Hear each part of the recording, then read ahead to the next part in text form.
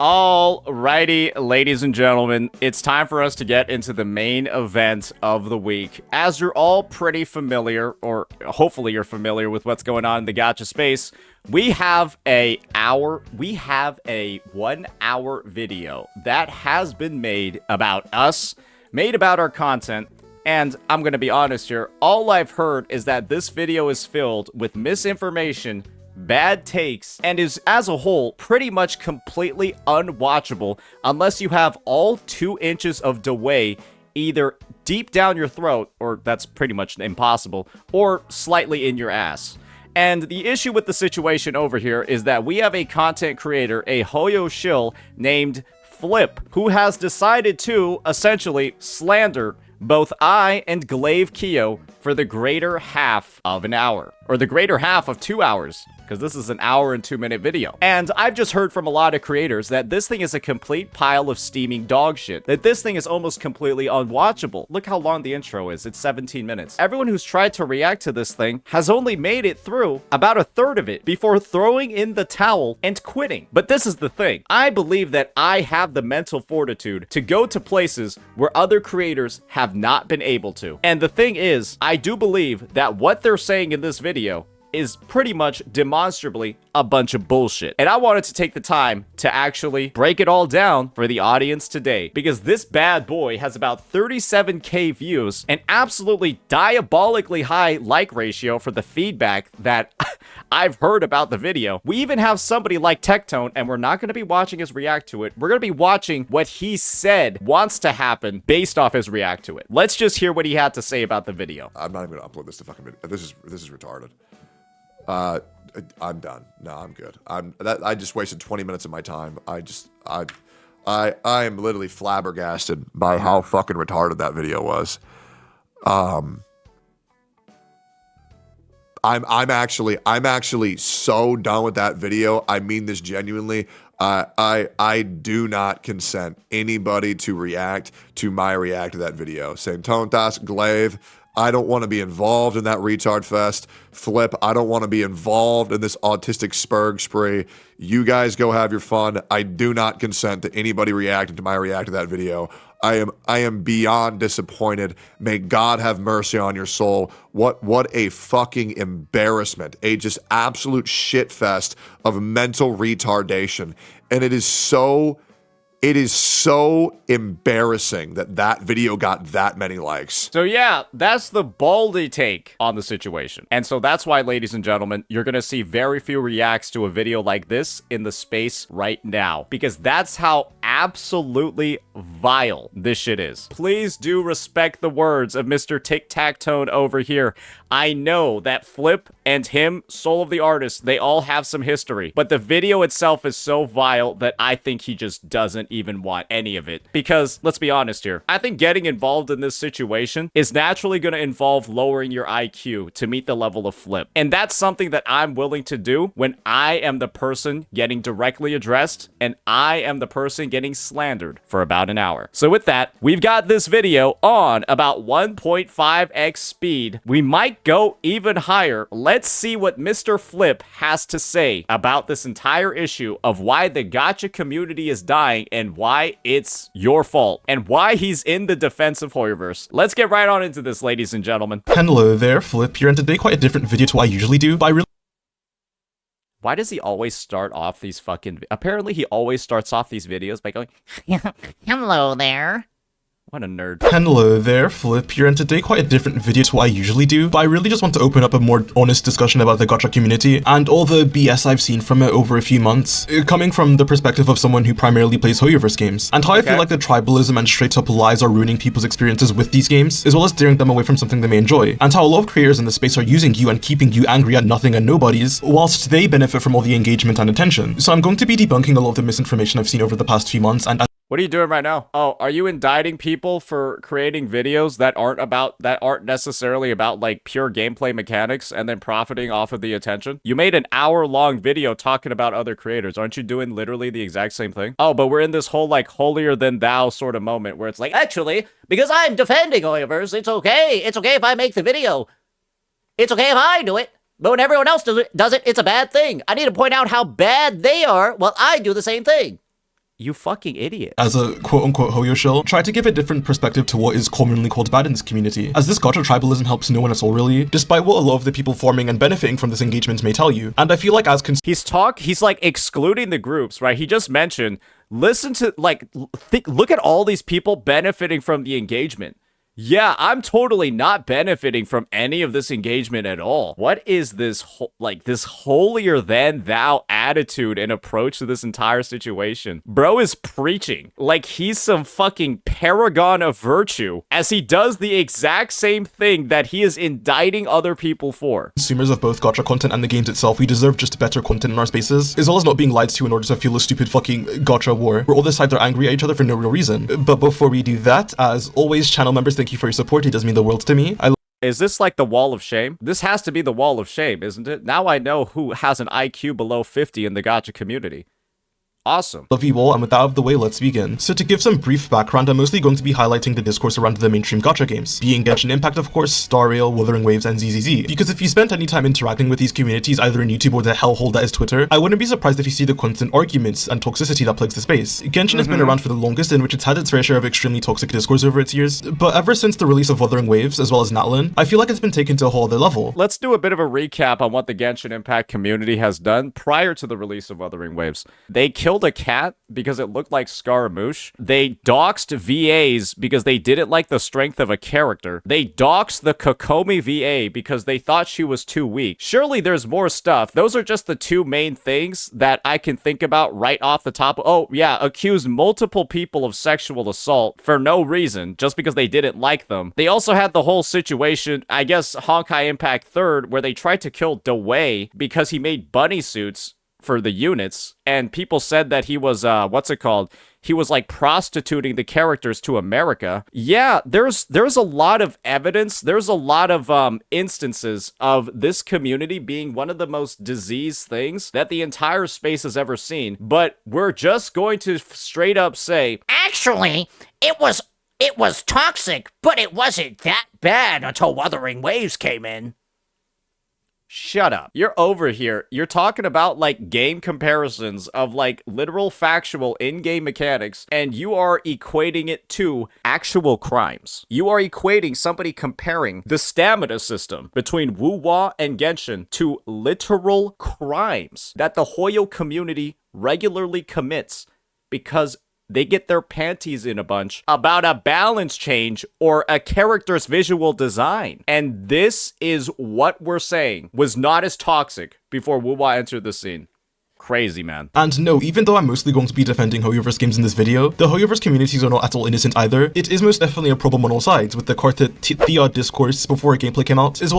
Okay, so we're just going to talk about Kartathea and skirt comparisons, but we're not going to talk about all the stuff that I just said. Yeah, by the way, guys, Hoyo's bad too. They did this little thing. As you're literally not talking about the massive fucking dinosaur skeleton in the closet of all the things that I just talked about. As well as whenever Hoyoverse players brigade the Wu-Wa live streams, which I hope we can all agree is bad and childish. I'm just able to resonate more with the extremely negative sides of the Hoyoverse discourse more because I play Hoyoverse games. Yeah, and you're a shill.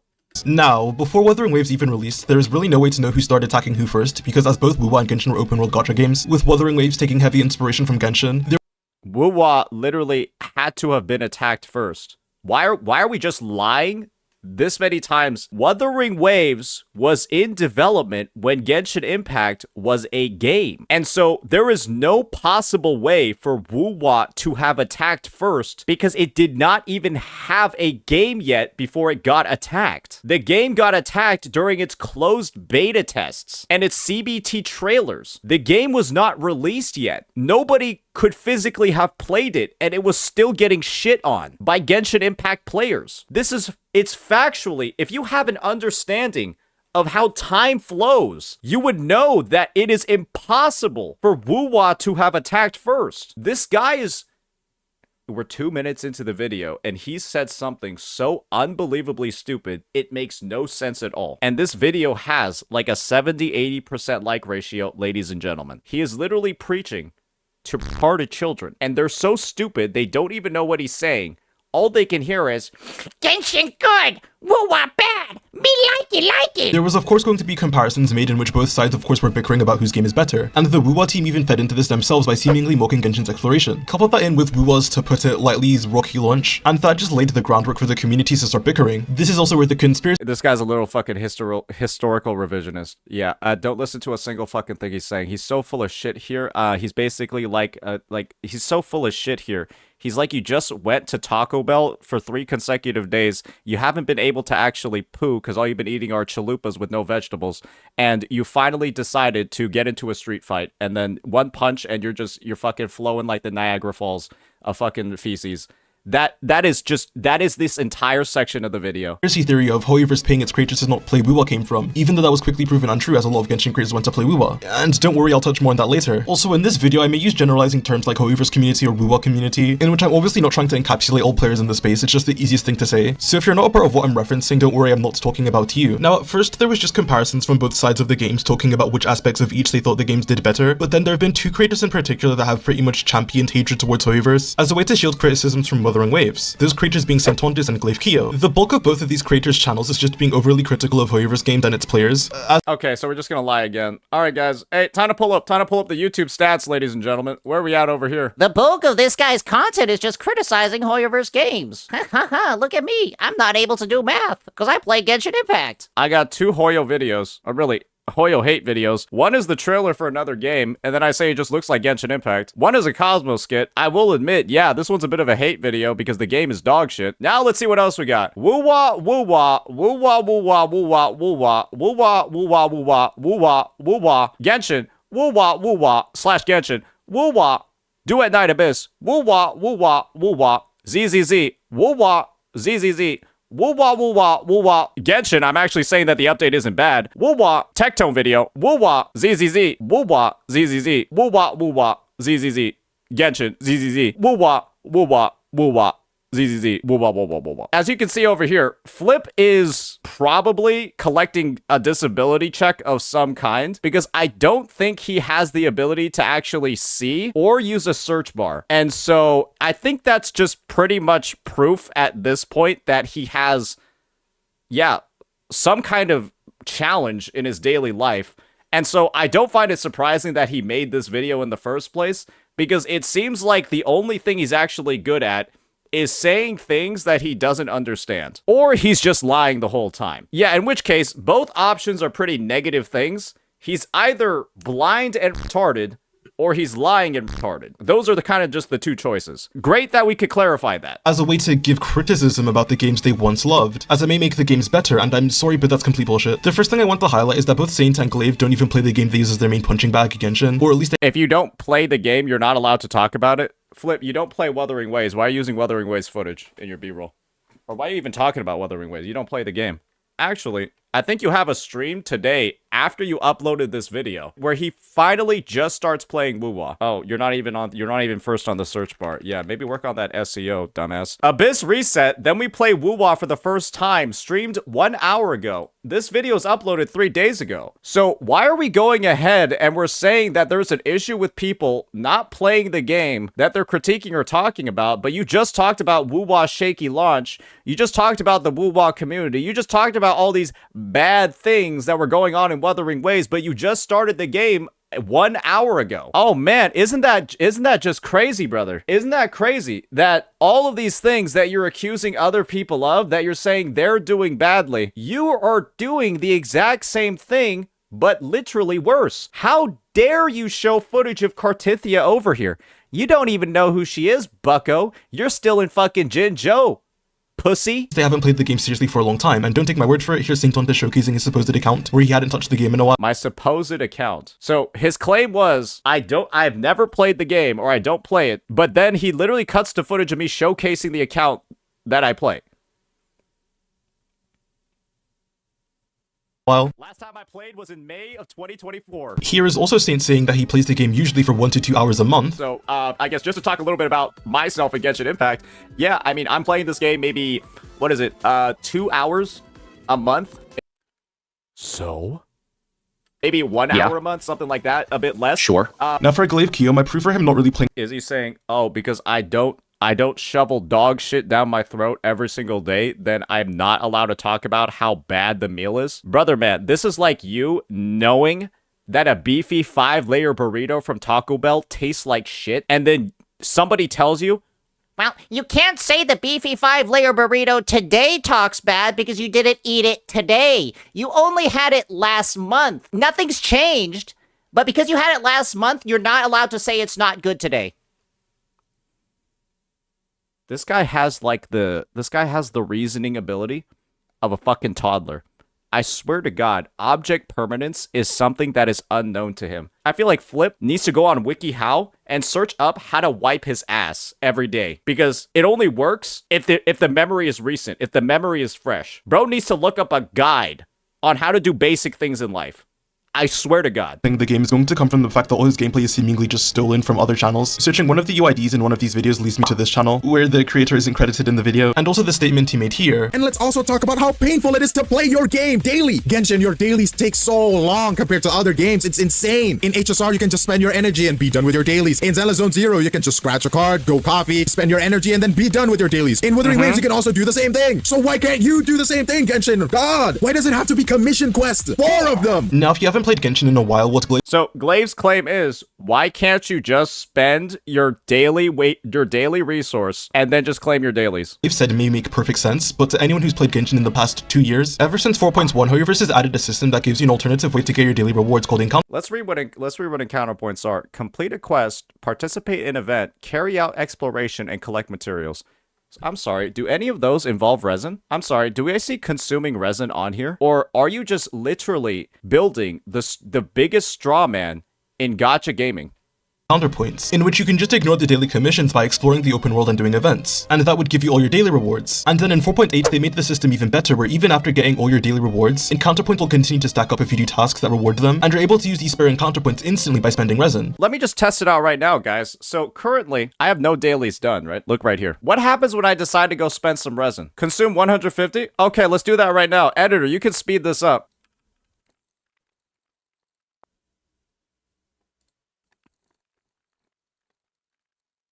All right, guys, so we just spent some resin, right? We spent the condensed resin. Now, this is the true challenge. This is the true test. I should now theoretically be able to just go craft and spend about 160 resin and my daily should be done, right? Because that's what Flip is saying over here. I can just spend resin and be done with my dailies. Let's see it, guys. All right, you ready? I'm about to spend 160 resin. 160's gone. Boom. It worked. And you want to know why it worked? Because I still have long-term encounter points available. What do I do when I don't have them? You see that I had 18 before I started? Now I have 14. So what happens when I do this multiple days in a row?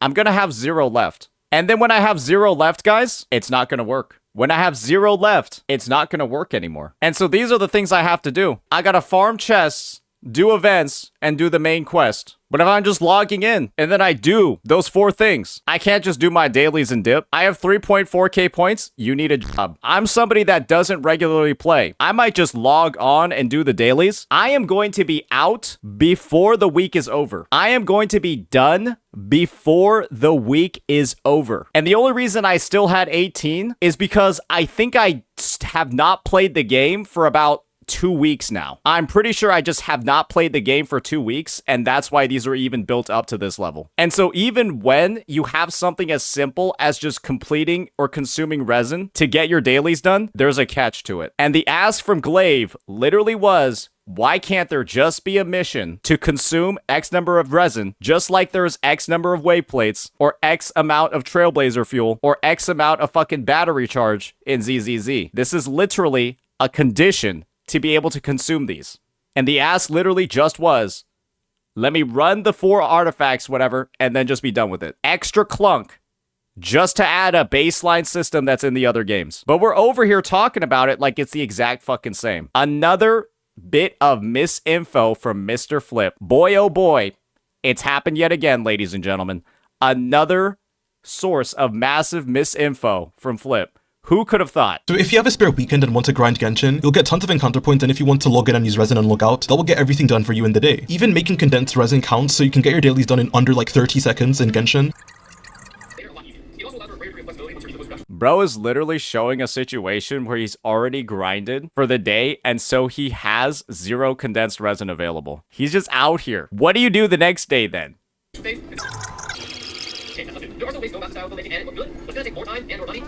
You literally can do this one day if you decide to spend like 300 resin in one day. You have to spend 300 resin in the prior day to be able to do this. The system Glaive is complaining about has been implemented and fixed for almost 2 years now. It has not. No, there are a fuck ton of hoops you have to jump through to be able to have a system that's even similar. You gotta do all this crystal fly collection shit. You also have to fucking do the encounter points and build those up. And you also can't do it 2 days in a row. So Glaive either just lied to his audience to make this joke or hasn't touched the game in a while to know that the commission system is significantly better than either of the Hoyoverse games right now. And this is Flip just lying to his audience, saying it's the exact same system as it is in ZZZ and HSR and Wuthering Waves when it's literally not. Great, another example of it. Awesome. Leads me to what I'm going to say next, in which you can't criticize content or mechanics you haven't played, because you won't be able to assess its faults accurately to give any meaningful criticisms. And this is the argument that Flip's gonna have. Because these guys don't play the game every single day like me, their critiques aren't actually valid. However, I just went ahead and I played it, and I talked about the system, and I talked about what the issues are, and I talked about what the problems are. But guess what? I didn't need to fucking demonstrate it live to know that the system is fucked up still and not nearly as good as it is in ZZZ, HSR, or Wuthering Waves. But Flip over here is going to try to tell you that to say that something is bad, you first have to waste your time on it first. Because I guess this is the thing. Flip is somebody that's exceptionally experienced in wasting their own fucking time. Because they made a full 1-hour video just full of complete fucking nonsense. So yeah, I would take it from him. He's an expert at this. And hell, let's look at Glaive's livestream titled Hate Watching the 5.6 livestream. Can we be honest with ourselves and acknowledge that these creators aren't going in with an open mind? They aren't even going in to see if they're going to play the content, they're just going to reach for anything that looks bad and call it the worst thing they've ever seen, to appeal to their confirmation bias that Genshin is a terrible game that does nothing right. Let's hear from Flip real fast about his take on Wuthering Waves. So Flip, you've been up to Genshin theory crafting. Oh my fucking... we're making fun of me already, like, in the first 5 minutes. That's Flip on call with Yango, by the way. Actually, we hadn't even hit 3 minutes yet, according to my watch, but isn't that what you were telling me earlier? That Yeah, I didn't think you were gonna start with that. I mean, if me just accurately surmising what you've been up to as Genshin theory crafting is making fun of you, then I don't know what else to say. Like, what else have you been up to? I mean, I'm building my PC. My PC's almost built, so then I'll be able to play WoWa so I can make fun of it. I'm waiting until my PC is built so I can play WoWa and then make fun of it. Why do you play a game? Why are you going to go into the game with the attitude of, I'm going to make fun of it? Why not go in with, like, a better attitude? That's a bad attitude you have. Because the WoWa community is annoying. Did they bullied you? You're spite-driven. That's a little interesting. Really funny coming from the dude. Really funny to hear a statement like that coming from the dude. He said in his live stream that was a joke. I don't believe him. I think he's lying on his live stream because he got caught. Oh my god, it's like being able to resurrect an artifact. Oh, you see that? You see that? You see that? Now shut the fuck up. It got prioritized. It still went to double defense. This game could fucking die. You wanna know what's a joke? This. This is clearly a fucking joke.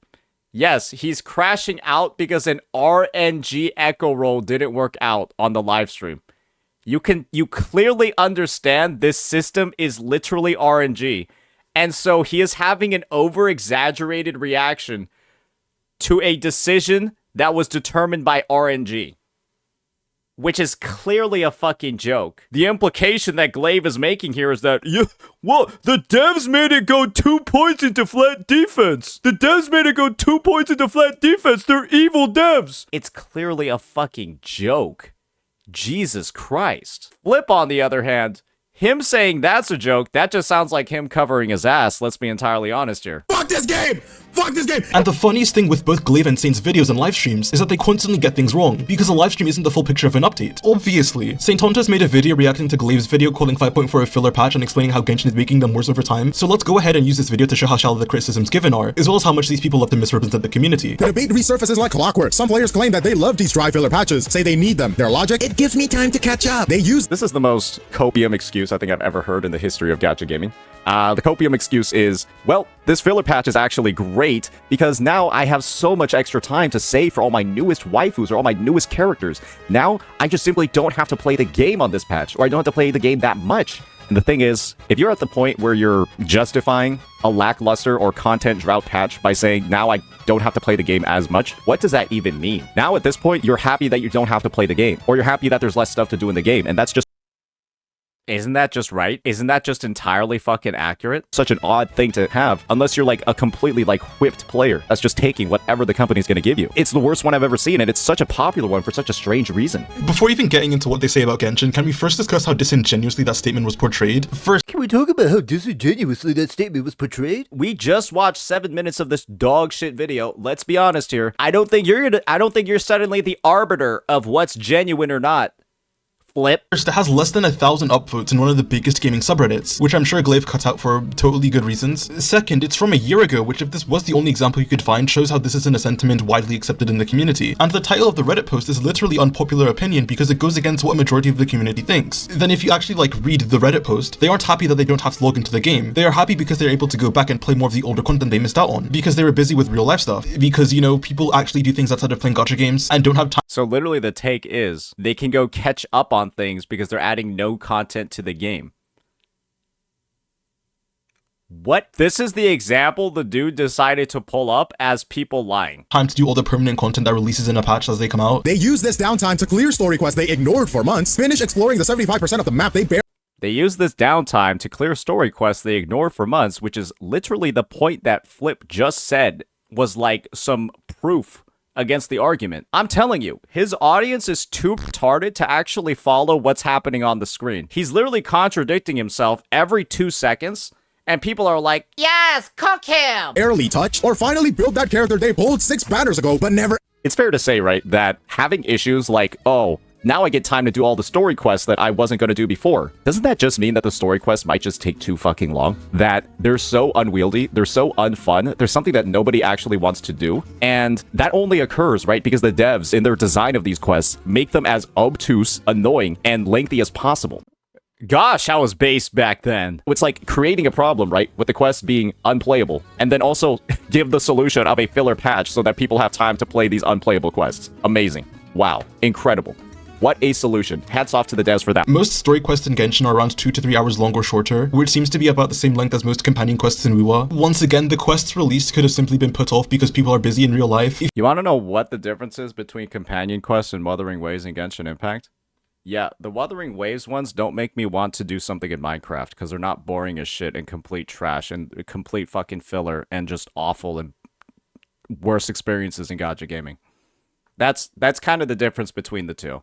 And to just draw equivalencies, knowing the difference in the storytelling quality, and also knowing that if you just don't want to do the companion quest in WoW, you can literally just skip all the cutscenes, is one of the most literally disingenuous things and disingenuous false equivalencies you could have made in this entire situation. We don't mention the skip button. We don't mention the improved story writing. We just say, oh, they're technically the same length. But we don't talk about any of the actual differentiations between the two, and we only talk about length. Wow, Flip, congratulations.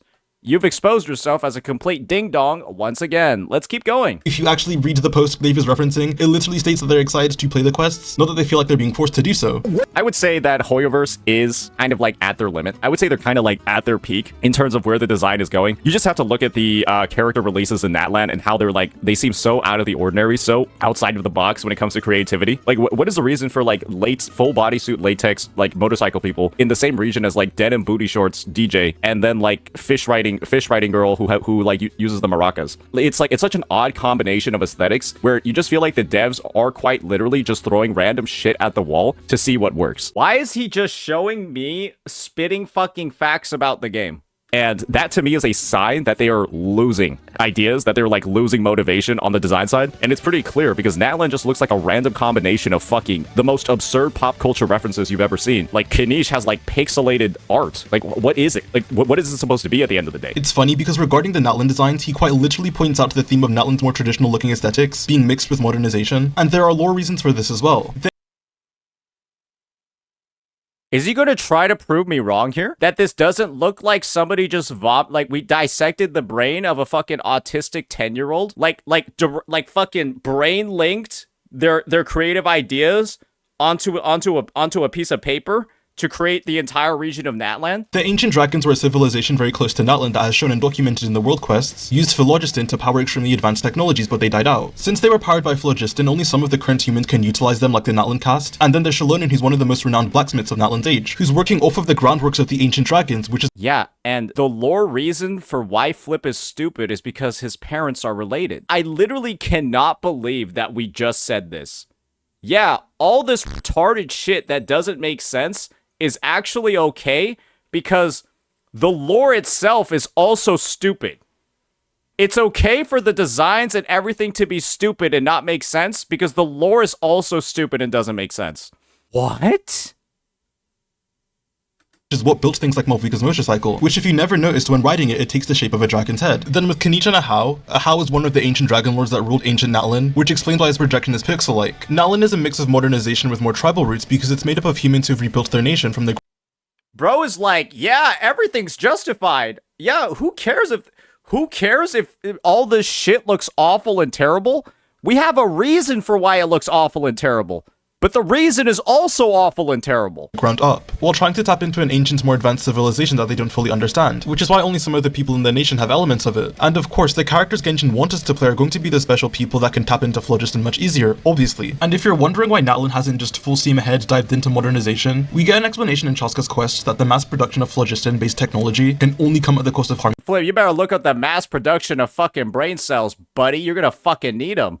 Good God. Saurians, which the people of Natlan with morals don't want to do. So yeah, there's this amazing YouTube channel Nichirin that's been diving deep and explaining the lore and cultural significance of all the Natlan designs, and how they're not really that out of place and quite coherent with the inspirations. And I would advise looking at their channel to anyone who's genuinely interested in why Natlan characters look the way they do. But let's get something straight. Filler patches aren't just a minor inconvenience, they actively harm the game. People say, oh, it gives us time to catch up. No, that's just coping. These updates aren't designed to respect your time, they're designed to waste it. Filler patches recycle old content and stall the narrative. Instead of meaningful additions, we get rerun events, time-gated fetch quests, and lore drops that barely add. Is 90% of this video just him playing clips from Glaive and I? Him providing dog shit reasons for why we're wrong?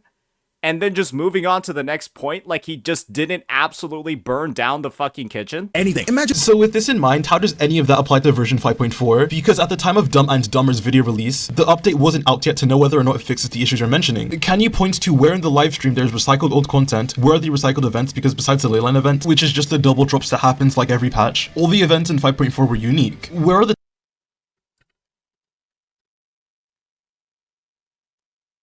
They're mechanics that everyone has already seen before that nobody wants to play. And you want to know why it's also a filler patch? Because Natlan is called 5.0, and this patch takes place in Inazuma, with characters that you've already all met before. And the one new character is the standard banner unit. The time-gated fetch quest too, none of those things happened. And in hindsight, saying that 5.4 was going to have lore drops that barely add anything is crazy, when it concluded most of the mysteries left from Raiden's backstory in Inazuma with her friends, giving her a much better conclusion, as well as expanding on the lore with the Inazuman yokai, which was largely a mystery. Then there was the amazing character anecdote event where you could just talk to most of the older characters. Nobody cares about this because the main focus of the fucking patch is on Natlan.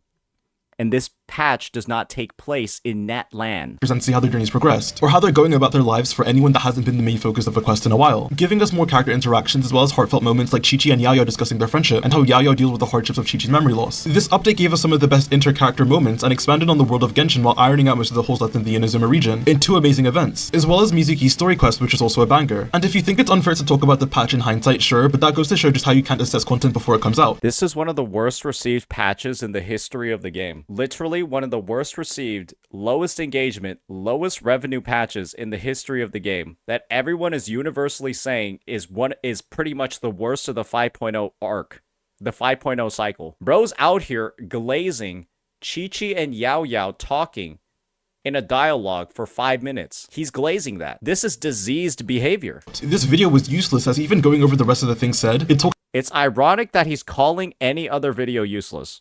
It's about nothing because, again, the patch was unreleased at the time. It's just mindless doom posting, poisoning people's perception of the patch before it's even out, which could have stirred people away from an experience they may have enjoyed otherwise if they— Nobody enjoyed this patch. Perhaps only you, because you have a financial incentive to try to enjoy this patch. Weren't told it's a filler patch not worth their time. Think storytelling mid, combat mid, events mid, even the character designs mid. If Hoyoverse can push out bare minimum update and still make millions, what incentive do they have to innovate? Is this it? Is this the mind-breaking criticisms Hoyoverse is supposed to use to make their game better? Or this? Only in Genshin, where they are still making the savior of nation run food deliveries. That's right. You know, the food delivery event from 5 years ago, where they took the feedback and didn't make an event similar to that premise again? He's literally just taking the points being made and saying, oh, these arguments, they're not actually that important. Bro is literally just discrediting these arguments without even addressing any of them. He is literally I don't even know what he's attacking. What do you mean? He literally makes counterpoints? His counterpoint literally is, oh, is that the best you could come up with? If you have to reach from things that far back to call Genshin in its current state bad, maybe Genshin has actually improved over time. We are in version 5.6 of Genshin currently, with Skirk one of the most important characters to the lore coming up, and every Genshin patch so far has been amazing. Except for version 5.1. We might even be getting another map expansion with the Mari Javari. At this point in every other Genshin version, there hasn't been that much to do, but the lore drops and teasers we've been getting have been fueling the community discussions. What's the point of more lore drops and teasers when there's still always nothing to do? Bro's just out here in a permanent state of hype for literally nothing. He even talks about how there's a history of there being nothing to do. But we're just getting so many teasers. And then when that patch drops, there's nothing to do. Oh my god, I love it. I love getting edged with no release or satisfaction. When usually there would be a drought by now. This is the longest the Genshin version has stayed relevant, so why are the people claiming they want Genshin to improve not discussing this? It's almost like videos in this nature are purely performative and don't offer anything valuable to the discussion. Flip. If we're going to talk about videos being performative and adding nothing to the discussion, all you do is you play a 1-minute clip from somebody else's video, give no reasons for why it's wrong, give no actual rebuttals, and then just go off on a fucking tangent that would make a geometry teacher cum themselves because of how absolutely fucking off base all of your fucking points and arguments are. Now, for the rest of Glaive's video, he goes on to discuss how Wuthering Waves filler patches are better than Genshin, and preemptively defends the fishing minigame in Wuwa and discussing how much depth it has, while something like the TCG in Genshin is the worst thing to grace the earth, even though they're basically just both disconnected minigames. Are you really comparing the TCG, Invocation TCG, to the fishing minigame in Wuthering Waves? Away from the game's main gameplay loop. And you cannot make this up. I started working on this video like a month or two ago, and apparently Wuwa is now going to be adding a permanent TCG-like mode or something. Yeah, they did, and it's actually fucking fun. Yeah, the Wuwa TCG is actually good. It's actually fun. It's actually interactive. You get to work with and, like, use the echoes that you actually farm in the overworld. It's more of an auto battler than a TCG. It's a blend of both. It's actually great. It's something people actually want to play. Which, if it was added to Genshin, we know the exact type of responses we would be getting. But because it's... Didn't he just talk about how it's so bad that people are doom posting and talking negative about a feature before it releases? He made this entire video critiquing the Wuwa TCG when he A, has never played it, and B, it hasn't released yet. And those are the exact two things that he has already indicted Glaive, Keo, and I for, and said that we're doing so badly.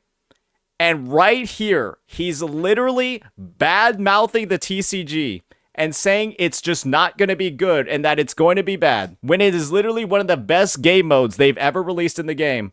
And you want to know the other thing, guys? Like I said before, today is the first day he's ever played Wuthering Waves. So him even talking about the fishing event, him even talking about the TCG, what leg does he have to stand on to talk about any of these games when he literally just said it's a massive issue that people are talking about games that they don't play? What a fucking idiot. Wuwa, someone like Saint has to pretend that he likes this mode and is interested in it, which in all... Saint has to pretend he likes this mode and is interested in it? Oh, so why did I just play it off rip for 4 hours on stream and complete the entire thing? Because I found a crazy OTK deck using the Sentry Construct. And I had so much fun, I literally played the game mode for 4 fucking hours. But I'm the person that's pretending to like the game. And he's also saying the game mode is bad. In all fairness, I can't tell if he does like it or not. I'm just saying if this exact same format was copy and pasted into Genshin, he would be shitting on it. But I digress. Regarding the prior video, the really... No, I wouldn't. You want to know why? Because I played both Genshin TCG and I've played Peaks of Prestige. And Peaks of Prestige is so much fucking better than that dog shit that's in Genshin Impact. It's fucking unbelievable. Yeah, and I've played both of them. Isn't anything important enough to be talked about for the context of this video. I just wanted to highlight how the people that say, oh, Genshin was so good in the past, or they want to just give Genshin criticism, are somehow always unable to move the discourse forward in a constructive way. There are multiple different types of criticisms. You have... So, Flip is over here trying to discredit every single argument that he's brought up over here, right? He's trying to say that people's critiques, people's points, they're all illegitimate because they do things like talk about games they don't play. They talk about features before they're released. But then he does the exact same things not even 5 minutes later in his video. Guys, and this video apparently has this many likes. We're this stupid as a Genshin Impact community. We're this dumb. We have this little ability to critically think that we see all of these people like Flip, indicting, contradicting themselves within literally 3 minutes, and we can't recognize that. And we just lap up all of these dog shit points just because it says Genshin equals good. Stay in school, kids. Good faith constructive criticism that the developer can actually build upon, and then there's bad faith destructive criticism used to just rip the game apart for roast humor and comedy, to make people that already dislike the property laugh. And take a good guess as to what Saint and Glaive fall into. In regards to Yeah, you want to know what Glaive and I say all the time about Genshin? Can you remove the weekly restrictions on talent materials? Can you make the stamina system just convert into dailies without this encounter point bullshit? Can you just make it like the other games? Hey, can you stop making weekly boss mats RNG? Oh wait, he's not going to talk about those parts because he just wants to cherry pick certain arguments that he didn't even disprove in this entire setup. Genshin, these people never really liked the game at all, and even if Genshin improves to meet all of their standards, they still wouldn't play it, or claim that the changes have proof come too late, just as a way to downplay any progress Genshin can make. Proof?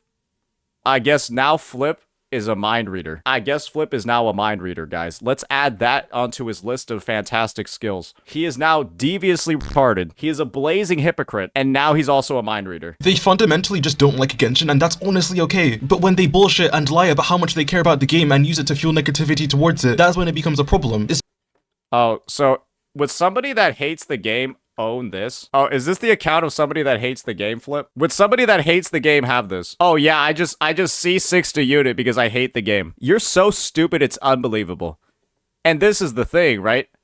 You want to know the most hilarious part about all of this? It was 1623, mark that. You want to know the most hilarious part about all this? I'm pretty sure he has this in his editing B-roll. For a long time, and don't take my word for it, here's Saint on. Oh, he has the exact C6 I'll hate them in his B-roll when I'm showing off my account. Wow, so we're just now in the business of actively manipulating the audience, intentionally splicing footage in a way just so we can make points about people being illegitimate with their critiques, when you know they literally have C6 characters. To showcasing his supposed. What a fucking nonce. What a fucking nonce. Holy shit. I've never seen somebody this at this point it has to be intentional.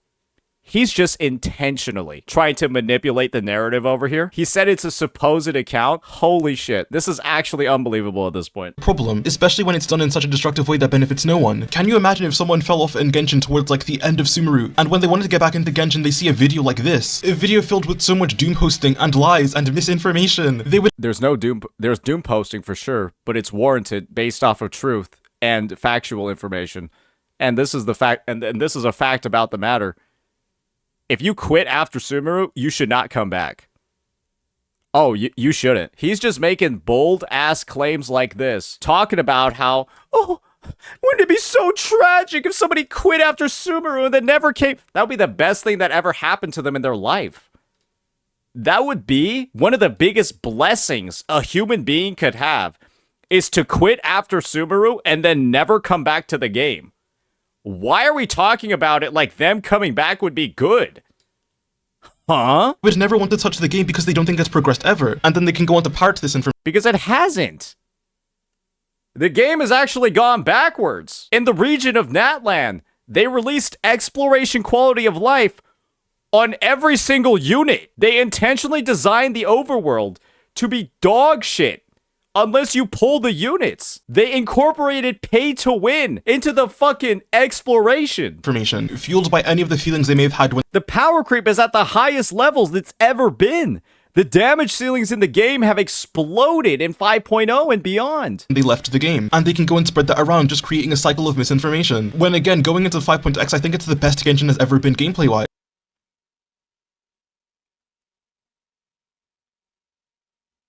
Okay, so you clearly just listened to me list off all the reasons for why the 5.x patches are the worst that the game has ever had, and now Flip is over here saying it's good. This guy is so stupid, it's almost unbelievable.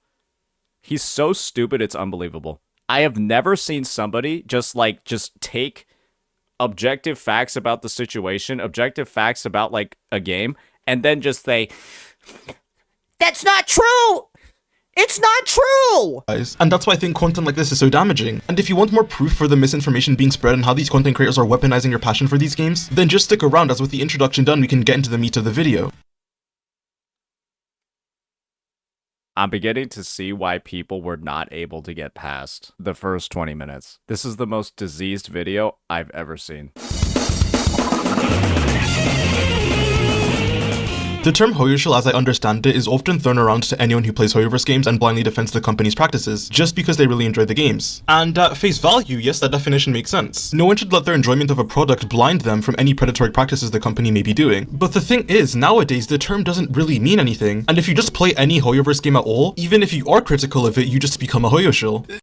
No, the definition of term Hoyoshill is coined for individuals who experience something that's fucking awful, bad, and not good, and then proceed to say that it is good even though it's not. Just like how, Flip, you just said the Genshin 5.x patch series is the best the game has ever been, when it is objectively the worst the game has ever been, with the introduction of the worst predatory mechanics in both damage, gameplay, and character design. And you saying that that's the best the game has ever been proves that you are the definition of a shill. You fucking stupid boy. Glaive somehow tries to paint Zajef, of all people, as a Hoyoshill or Genshin defender who doesn't talk about the negatives of the game, despite the fact that as an expert in Jeffology here, I know I've made poor life decisions. Zajef is one of the most critical creators about Genshin and discourages its predatory. We call Zajef a Hoyoshill because he calls out all of these things that make Wuthering Waves unplayable, and they're literally worse in Genshin Impact. And so if Zajef is saying all of these features, I don't play Wuthering Waves because these features make Wuwa unplayable, and the features that he's talking about are literally in Genshin, and they're worse in Genshin, then by definition, he should not be playing Genshin either, but he still does, and then never talks about those issues in Genshin. That's what makes him a shill. Why is it so easy to just explain how this dude is stupid? Practices, so much so that he often overanalyzes character weaknesses in order to try and remove the FOMO people may have towards newer units, and he constantly encourages using force or alternatives instead of trying to get premium units. So if someone like Zajef is a Hoyoshill, then literally who isn't? We already gave the reason for why he's a Hoyoshill. He just completely gave absolutely disingenuous. Again, right? It's ironic that Flip could be calling anybody else in this conversation disingenuous. That's really ironic that Flip is calling anybody else in this situation fucking disingenuous, when clearly the Hoyoshill comments are directed at the absolute nonsense that Zajef has been saying about Wuthering Waves. If you are just positive about Hoyoverse in any light or critical of Wuwa, you're now a Hoyoshill. It's why Legion's gaming. It's when you're critical while being retarded in your critiques. It's when you say that Wuthering Waves has all these problems, all these issues that are literally worse in the game that you're shilling for, and then you pretend the game that you're shilling for has none of the problems. Gaming can go in and ask if the HSR 3.2 quest is worth playing, someone responds being positive about 3.2, talking about why they liked it, and then despite asking for reasons to play HSR, Legion will berate someone giving their opinion on the patch, and labeling them as a Hoyoshill just for enjoying the game. And the funniest part of because they want an honest take on the issue, not from somebody who's fucking retarded. For example, Flip, if somebody wants a legitimate take on Genshin Impact, nobody's going to ask you because you already said the 5.x version updates are the best the game has ever had, when they're the worst the game has ever had. And so naturally, people are going to assume you're just lying because you're a shilling fucking idiot. About this is that he hasn't even played the update to know whether it's good or bad or not. It was just made by Hoyoverse, therefore bad. Or when people are critical of Wuthering Waves Anniversary, instead of the EN Wuwa community wanting to address its issues and discuss them rationally, anyone who doesn't like the Annie or is being too critical of it, going by this tweet that blew up in one of the biggest Wuwa communities, is it. This was confirmed by the moderators of the fucking subreddit. The moderators of the Wuthering Waves subreddit confirmed they were massively brigaded during the anniversary. You stupid, stupid idiot. It is factually confirmed that it happened. An ex-Genshin player or Hoyoshill. Which is confirmed. But of course, he's not going to mention it. Hey guys, Hey guys. All right, I'm ready. I'll just pull out the receipt. And the good news is I've got videos. Hoyoshills ruined our anniversary. Let's see the exact line. Addressing brigading. It has become extremely obvious that there are certain individuals and groups who come here specifically to fan the flames. We especially saw a spike in this during our anniversary issues. But here we go. We got Mr. Flip over here conveniently forgetting basic facts about the situation so that he could construct points that are complete dog shit. Wow, another example of it. Gosh, we're not even a third of the way through the video. Bro's on an absolute streak of nonsense. So if you've just played Genshin before, you can't be critical of Wuwa, even if you've quit Genshin and are currently playing Wuwa. So okay, now he's just grasping for fucking straws at this point. I ask you, what does this term even mean at this point, or what weight does it hold when essentially anyone can just be labeled as one? It's just become a buzzword to immediately create division with anyone that isn't on the Wuwa hype train, in order for it to be made easier to attack someone. Because if these people aren't actually Hoyoshills, then it means having to actually critically engage with what they're saying. But they literally are. Bro is out here trying to construct this entire argument, this entire point, about the people making the bullshit critiques aren't actually Hoyoshills, but it's factually confirmed that they were the Hoyoshills. And so he just decided, due to either a lack of research or, again, knowing his audience is retarded and will never fact check him, he's just going to lie about the situation. He's just going to lie to be able to make this whole point about Hoyoshills. When we already know, it's confirmed that that's exactly what they were doing. They were brigading. They were brigading the anniversary. And I think I saw somebody with like a disability in my chat before. It's literally a message from the moderators. It's a literal message from the moderators about the brigading. Even our subreddit analytics reported activity significantly out of the normal range and standard deviation. That's the power of being unemployed, ladies and gentlemen. You slowly start losing a grasp of reality, and I guess you start liking Hoyoverse games. Address any potential shortcomings of Wuwa, but if you can just label them as a Hoyoshill, then instead of actually having a discussion, you can just go and clown on them for being a Hoyoshill and ignore problems people may have with the game, which because they're not real. Because they're fake issues that are being spread just to AstroTurf, which is factually confirmed, you stupid fucking boy. funnily enough, is the exact same toxic positivity the Genshin Impact fanbase had, and this will hurt the community in the long term, because whenever people want to rally behind issues, instead of everyone being able to focus their efforts to get the devs to notice them, most of the discourse will just be about filtering out all the Hoyoshills, which is not helpful at all. And if you want... No, it's incredibly helpful. Because now you know who's making fake complaints. And I guess the funny thing is that, once again, this dumb idiot doesn't fucking play Wuthering Waves, so he wouldn't know what's a legitimate critique or not, because his first day playing the game was today, 3 days after he made this video. So he's just out here talking about people disregarding critiques that he wouldn't actually know are right or wrong. Wow, you want to know what helped a lot? Yeah, him probably playing Wuwa before making this video. Because yeah, he's just making shit up at this point, going entirely off of assumptions, and it's actually 30 times worse than what Glaive or I have ever potentially done. You want to know why? Because we've both actually played Genshin Impact before making our content. He's out here disregarding or validating critiques about Wuwa when he's never played the game. He's saying the critiques are actually valid when he's never played the game, so he would not know. How pathetic is this? How pathetic is the premise of this fucking video, ladies and gentlemen? To see just how deeply this Hoyoshill fear-mongering has spread, shall we discuss a very specific group? A few months ago, St. Tontus made a video discussing the Zhan, the XJJ group, which is a very pro-Hoyoverse faction that apparently congregated together to mass report the opposition's games like Wuwa, and how they were apparently responsible for Wuwa temporarily having a 16+ rating, with the source being this one wiki page and this random person on Twitter. But a couple of things, the Twitter page St. Tontus is using as a reference doesn't even mention this incident. He found 2 separate sources, one of which was about Kuro being mass reported, and the other being on the XJJ, and he's making a conspiracy theory based off of this, trying to link them when there's no evidence at all that points to this. And so there are literally confirmed posts about XJJ members telling people how to report the game. Hopefully we provided all the context, we provided all the glue. I just want to clarify that, of course, this is just a theory if that wasn't close enough. If I haven't... Yeah, there are confirmed XJJ members that were telling people how to mass report the game. Stated that enough. It is just a theory for what is going on, but a lot of the pieces are fitting, and we've already seen a lot of behavior like this already when it comes to tarnishing the reputation of this game. And then I decided to look more into this Echo Retro Twitter user, in which they have a pinned tweet with their sources on the XJJ, which if you look at the first link is an outdated wiki page that seemingly hasn't been updated for a while, and if you look at the site, it's a wiki specifically for internet groups in China, that as with all wikis, anyone is able to use or submit. And if you look at the language used on this page, it comes off as quite XJJ is literally officially it's an e-terrorist group in CN.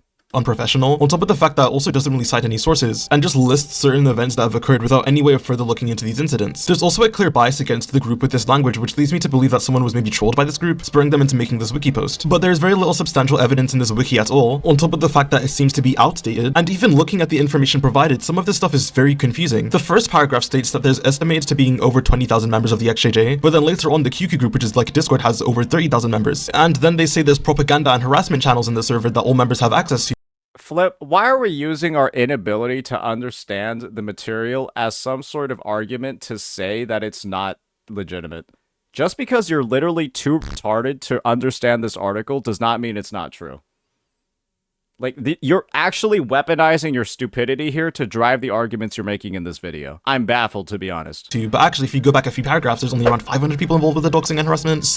Like, bro is out here saying that because there are different numbers, because all the numbers aren't the same, this has to be fake. I saw a 20,000 here, a 30,000 there, and a 500 here. Wait, all the numbers aren't the same, even though it's clearly referencing different groups of people that do different activities. He's dangerously stupid. Flip is dangerously stupid. It is so hard for him to understand, like, basic logic or basic reasoning. And this is why we're in this circumstance where there are 3 distinct groups that are highlighted with different numbers, and Flip thinks they're all the same, and that because the numbers are different, it's gotta be fake information. Some of which can be also the same person, but there's also private QQ groups that we don't know what they do, but therefore it must be bad. What am I reading? If I am to take a guess as to what is actually going on, I feel like it's just a big community of dedicated Hoyoverse players, and as with all communities, some of the people in there do bad things on private channels like the doxing or hate campaigns. I find it very hard to believe that there's 30,000 people in the— You're too stupid to understand the information, so yes, it would be hard for you to believe, because you're literally too dumb to process the info that you're seeing. This group being the Hoyoverse KKK and attacking all gacha creators and games in the space. On top of all the information on this page being poorly documented, as again, there's no evidence or citations I can find in the page. So unless you're someone who's very involved with the CN community, I doubt that you can really know what they're doing. Now, going back to the pinned tweet, the second link is an actual well-documented incident where Hoyoverse may have tried to support some of the XJJ's horrible doxing actions in HSR by using the names of the victims in one of the quests. Which, if this is true, which does very much seem like the case, is of course a terrible thing to do. And whoever wrote this quest in support of the doxing can go fuck themselves. And my heart goes out to all the victims affected. If you want to— So he just says, yeah, I don't understand how any of this could be true, but here's this one example of literally where it's true. Yeah, I don't think any of this is real, but here's a literal fresh example of how it's real. Bro just contradicted himself again. It's incredible. For more information on this, I'll leave a link in the description below. But now for the last link. It's supposedly about people exposing members of the XJJ for being horrible people or whatever, but if you just open the link, I shit you not, it's just Chinese Reddit for Wuwa, with the typical memes and commentary you would see anywhere else. So what about this has to do with the XJJ apparently trying to harm or hurt Kuro games? And it's clearly an out-of-date link if you're seeing a picture of fucking Chu Yan. The videos he's talking about were like 2 months ago. And the funniest thing about all of this is that this Twitter account isn't even from a CN player. This is someone in the EN community who watches and interacts with St. Tontus. They have no idea what the CN landscape is like. This part of the Wuwa community seems to be unable to recognize that people might just actually have problems with the game and not be Hoyoverse players. And this is the audience that people like St. Tontus and Glaive Kyo foster that bleeds into hurting the entire gacha space. Back like 3 to 4 years ago, some Genshin designs had to be censored. We still don't really know what caused this, and it could just be a freak case where Wuwa's rise in popularity leads to the CCP wanting to look at the game with more scrutiny, like with the majority of things getting censored in China. I doubt Nikkei was brigaded by Hoyoshills, but when the game went to CN servers, but he's just conveniently not going to show the multiple posts of people saying how to mass report Wuthering Waves. We're just not going to show that exact piece of evidence of there being multiple posts on how to mass report Wuthering Waves 2.2. This guy is so stinky, it's ridiculous. Of the designs and story elements were censored just because of CCP regulations. This could also be the same case for WUA, and I think it's more likely than the XJJ colluding together to get WUA's aid rating up. And now, because of terrible unverified sources and a bunch of conspiracy theories, what actually happened is never going to be really addressed, and it can all be blamed on these Hoyoshills for doing something there's no actual proof of. There's literal proof of posts of people saying how to mass report the game. But of course, that doesn't agree with the stupid ass contrived narrative that Flip is trying to create, so he's not gonna show it. Wow, this is probably at least like the 7th or 8th documented incident of this occurring. Flip intentionally decides not to show evidence, not to show receipts from the videos that he's critiquing because Flip just wants to make shit up. No wonder Flip is a theory crafter. He's theory crafting across this entire fucking video. Impressive. And not only that, but Kuro Games was recently the victim of a hacking attempt, and Saint Hontus goes and makes another video chalking this up to being the XJJ. But what is absolutely comical is that a Chinese police investigation reveals that this was a large-scale overseas attack. You know, on a large scale as in a bunch of incels. Yeah, that's why there's a question mark there. Yeah, I never said it was XJJ. It's called a theoretical narrative. Yeah, it's called me suggesting it based off of existing information. That's why Flip, and you might not understand it, that's why there's a question mark here in the thumbnail. And this is the other thing. Bro's out here talking about like an overseas attack. Bro acts like VPNs don't exist. And so he's over here saying this as a definitive fact that it's an overseas attack, when literally, just because the IP address is from overseas, that doesn't mean the attack was from overseas. But of course, that would require Flip to have an IQ above the room temperature in fucking Antarctica. But he's not even there yet. Overseas attack. You know, on a large scale as in a bunch of incels in the room probably couldn't do this. And overseas as in not Chinese, and therefore not from the XJJ. Yeah, because hackers would definitely... Yeah, guys, hackers would definitely hack big companies from their home address. That makes a ton of sense. Yeah, if I'm going to commit a crime, I'm going to make sure they know exactly where I'm coming from. This guy is so stupid, it's unbelievable. He's so fucking dumb. He's so stupid. He cannot connect basic dots of reasoning in his head. Try to portray this as. Companies get targeted by hackers all the time for various different reasons. This isn't a unique thing, nor does it need to have a personal motive like being a crazy Hoyoshill. All the hack has shown is that there was a vulnerability with Kuro Games, apparently, and hackers tried to exploit this. And unless further evidence is uncovered by this police report, that is all you can draw from it. And in general, as far as I know, there is no evidence of the XJJ actually doing something damaging to WUA. And the reason why someone like Saint wants to paint Hoyoverse and their players as the enemy and act like WUA or Kuro Games are being attacked is because if people think Kuro Games is being wrongfully attacked, they're obviously going to want to defend the company and the game against the attackers. It also again goes back. Oh, okay. So the game being turned 16 plus, the game also shutting down because of hackers, those don't qualify as wrongful attacks? Is that what he's essentially saying? This guy is so dumb. Back to the term Hoyoshill because now people in the WUA community now have a justification to hate people who play Hoyoverse games because these horrible Hoyoshills attacked first, and then that's going to make Hoyoverse players obviously fight back, feeding into the gacha tribalism that Saint benefits from, as it's what his content revolves around. Oh, what about the other incident where we had Hoyo creators asking to censor the Kartithia gameplay reveal? What about that one? Oh, but of course, right, Flip's not going to talk about that one. Hey, time to pull up the receipts, boys. Here we go. CN Hoyoshill sabotage Kartithia. Yep, mass reporting again. But of course, guys, Flip isn't going to show this in his video. Even though he's taken plenty of looks at my channel, he's taken plenty of looks at my content, he knows exactly the type of stuff I've been uploading, right?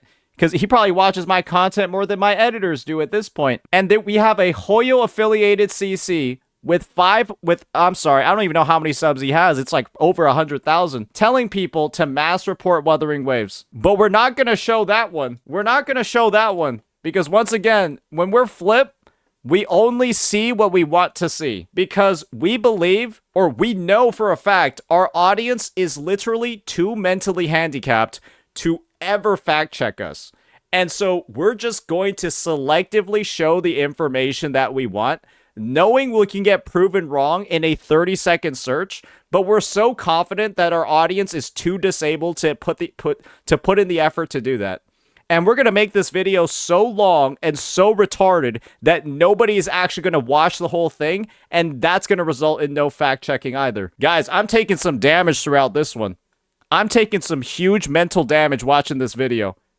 But I'm doing it just to be able to break down every single instance of this stupid idiot being a stupid idiot. Kuro Games has to be this victim or underdog to justify all the methods of supporting it and the hate against Hoyo players. Fake narrative, because it's literally been attacked multiple times. And we have all the demonstrable proof of it, the proof that he is not showing to craft this fake fucking narrative.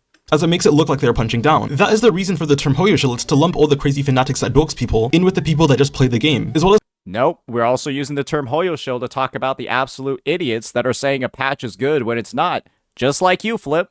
Screen out anyone that has criticisms of Uwa to just be a Hoyoshill and shun them out of conversations. These creators— You should be shunned out of every single conversation regarding the state of Genshin Impact. You said the 5.x arc is the best the game's ever been when it's objectively the worst. Yes, you are a dumb shill. will literally champion the death and torture of animals that deranged individuals have done. Know firsthand how absurdly unhinged the CN part of the Genshin player base can be. We know all about how they did things like cats that look like Scaramouche, how they've doing everything except playing your own game, from VA's harassment, bomb threats, killing animals, and try to lump every person— Oh, Flip, I'm sorry. Are you Chinese? Oh, if you were Chinese, Flip, I just couldn't tell over your fucking shit accent that you have over— Oh, hello. Yeah, I couldn't tell you were fucking Chinese. My bad, brother. Person that just likes Genshin or Hoyo games in with them, despite the fact that no sane human would agree to these actions. And the Genshin community was extremely vocal about how horrible situations like these were, and I wish that part of the Wuthering Waves community that defends these content creators would realize that they're trying to get you mad at these people they're making up, in order to hone you to attack anyone that is pro-Hoyo or not pro-Kuro. I love how he's saying that we're making up people, when every single time a video like this is made, the receipts are brought, and there are like literal factual examples of every single thing we're talking about occurring. But he's just going to tell his audience that we're making stuff up. At this point, this is just slander. This video is literally slander. He's actually just lying about what's in our content to paint this narrative to paint this fucking fan fiction narrative that he's decided to make up in his head. He's straight up lying. It's ridiculous. It's absurd. I don't even know what to say at this point. If you tell someone that the thing they like is garbage, that is going to make them want to say the same thing back, which just creates this stupid cycle of blaming each other for attacking them first, and at this point it doesn't matter who attacked who first. If you wanted to stop, you have to be the change you want to see in the community, and stop it yourself. If someone says Genshin is bad and you should feel bad for playing it, saying Wuthering Waves is just as bad in return will not make the other person back down, will make them want to shit on Genshin more, and then people will see this discourse and just jump in with their own opinions on what game is better than the other, while slandering the other one. And as we've seen over the past few months, it goes absolutely nowhere. So the best course of action if you want the communities to ever stop fighting is if you see a hate post on either side, don't like it, don't respond, simply just ignore it and move on. Don't listen to Flip. If you take advice from Flip, you're gonna end up homeless in like 30 days. I don't even know what it is. You could be asking Flip on how to make avocado toast. He'll find a way to burn your house down. Social media platforms work on interaction, so the less of it you engage with, the less of it you will see. Now, to get back into the meat of the video, I know so many of you are probably going to want to mention all the contracted content creators that get paid to only talk about Hoyoverse and its games positively. So let's actually talk about the Hoyoverse contract, shall we? Oh boy, can't wait for him to lie again. So one of the notions I've seen spread around about Genshin content creators who are mostly positive about the game is that they are put under contractual obligation to do so, or that the Genshin creator contracts that Hoyoverse put out in general are extremely predatory and harmful to creators. You guys remember Gacha Smack's video of the Hoyo contract? The content creator shall promptly notify Yomiholic if any other gaming brand intends to sponsor their content. Yomiholic has full discretion to reject sponsorships that could be detrimental to Zenless Zone Zero or the content creator's reputation. So let's keep this in mind before we hear this retard open his stupid fucking mouth again. With this resurfacing due to Tekton's video on Hoyoverse contracts a few months back now, is that now I'm going to show you yet another creator talking about this. I am now going to show you 5 more creators confirming that this is real. And there's even many creators who— So I guess this is the thing, right? Tectone said he didn't want to be a part of this. I know we covered that at the start of the call. Well, he is a part of it, unfortunately. It's just nobody's made it this far in the video. I'm like, this is basically like Honkai Star Rail 3.1. This is like Honkai Star Rail 3.1 or 3.2. Nobody's made it this far.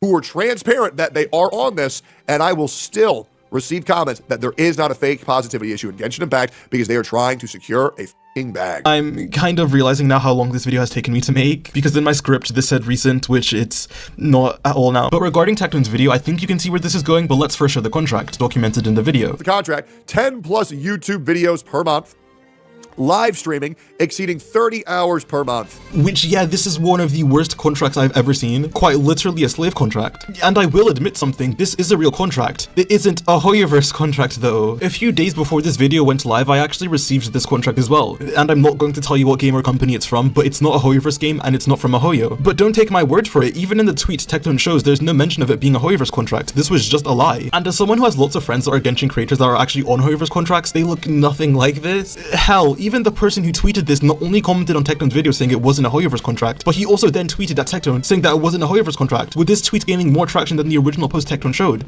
But okay, so we're gonna pigeonhole the argument. We're gonna selectively only talk about this one video. Tecton, to my knowledge, on his videos or tweets, has never acknowledged the fact that this being a Hoyo contract wasn't true. Maybe he did in a stream, but I don't watch streamers in general, so I wouldn't know. Even in this video, Tecton dances around to the point and just never lists actual creators on the supposed contract, and just fearmongers that there are creators on this contract that doesn't exist, mind you, and says that he can list them, but when it comes to it, he obviously can't, because no creator follows the schedule, and no Hoyoverse creator can be on this contract because it isn't real. Now, how many creators do you think line up with that scheduling? Posting every 3 days or so, twice a week, and then doing 30 hours of streams every month, roughly around there, with that logic. Hold up. Do I show this? You know what? I won't. You guys can figure out exactly who this may or may not be applying to. And the thing that's kind of frustrating is that Tecton could have very easily verified whether or not this contract was real or a Hoyoverse contract by just asking on Twitter if any other creator have received it, or hell, DM EO who said he's received it, or DM the creator making the claim in the first place. Once again, the standard for information and proof are in hell in the gacha space. You also want to know what the wording was? This is not a Genshin contract. The wording of everything by Sammy Zard over here is that this is not a Genshin contract. Wouldn't it have made more sense for whatever Flip is saying over here if he had said this is not a Hoyo contract? Why is it explicitly focused around Genshin? And only Genshin? Someone can literally use a source that says the opposite of what they are claiming and still run with the narrative that Hoyo is bad, and people will believe it without fact-checking or verifying anything. And what implying that creators positive about Hoyoverse or in these slave contracts leads to is people simply just not believing and antagonizing any Genshin CC that's positive about the game because, oh, they must have sold their soul for cash and they're lying. Here we go. So Flip is once again framing a narrative that he has full power to not actually necessarily frame. We have Wallensteins over here in a video that I made before. Hoyoverse sabotage Wuthering Waves, 71k views, by the way. So we have Wallensteins over here saying that he's quitting on Genshin content creation. Here's a post from him. Follow up to that. So when it comes to content, there will definitely be people coming back to play again, especially maybe after the Shania region update. And honestly, there was a personal problem with that stinginess of this one game. A little story. At the time, I was invited to be part of the creator program for Genshin. Shania. Right? Maybe Flip, I'm going to make sure to clearly outline this because I think Flip is actually too stupid to draw the links between Shesnaya and Creator Program. He's going to assume it's not Genshin Impact again. But I refused. Why? There was an agreement that required the channel not to post other game content. So the Genshin Impact Creator Program had a requirement that he can't post other game content. That's from Wallenstein, by the way. But of course, I don't think this is going to be in Flip's video. Because of course, right, this is just another example of there being a lot of evidence, a lot of proof, directly contradicting every single stupid fucking thing this guy is saying. But he's just intentionally not going to show it. He is intentionally not going to mention it. Even though he has clearly VOD watched all of my fucking streams and looked all over my channel because we just saw how many clips he took from all of our videos. Huh. Isn't that a little bit interesting? Isn't that a little bit interesting that Flip is not showing this one? To the audience, which, as I said prior, breeds more hate and toxicity to people who can just genuinely enjoy the game. So when you see a tweet or post from a creator defending any of the Hoyoverse games, it surely can't be because they enjoy it. It must be because they signed away their rights to voice their thoughts, which just literally, there's proof of that happening. I love how he's saying, surely this is not what's happening, guys. Surely they didn't sign away the rights to voice all their thoughts. When there's literally an example of how people could sign away their rights to voice all their thoughts. This guy is so maliciously stupid. It's unbelievable. Again, like I said before, he was just so confident in the fact that his audience is too retarded to fact check him, and that nobody was going to watch his dog shit video all the way through and be able to just demonstrably verify how much of a fucking liar this guy is. But it's okay, we're doing that. And makes it easier to attack any Hoyoverse creators. I have seen Hoyoverse contracts. I know multiple creators on actual Hoyoverse contracts. I have talked to the people that manage Hoyoverse contracts. Oh yeah? Then what's this one that we just showed? And from everything I've seen, there's no clause anywhere that makes it so that their contract gets terminated or they get punished if they're critical of Hoyoverse. And the funniest thing about this whole Proof? Proof? Where's the proof? We got the proof right here. We got proof right here.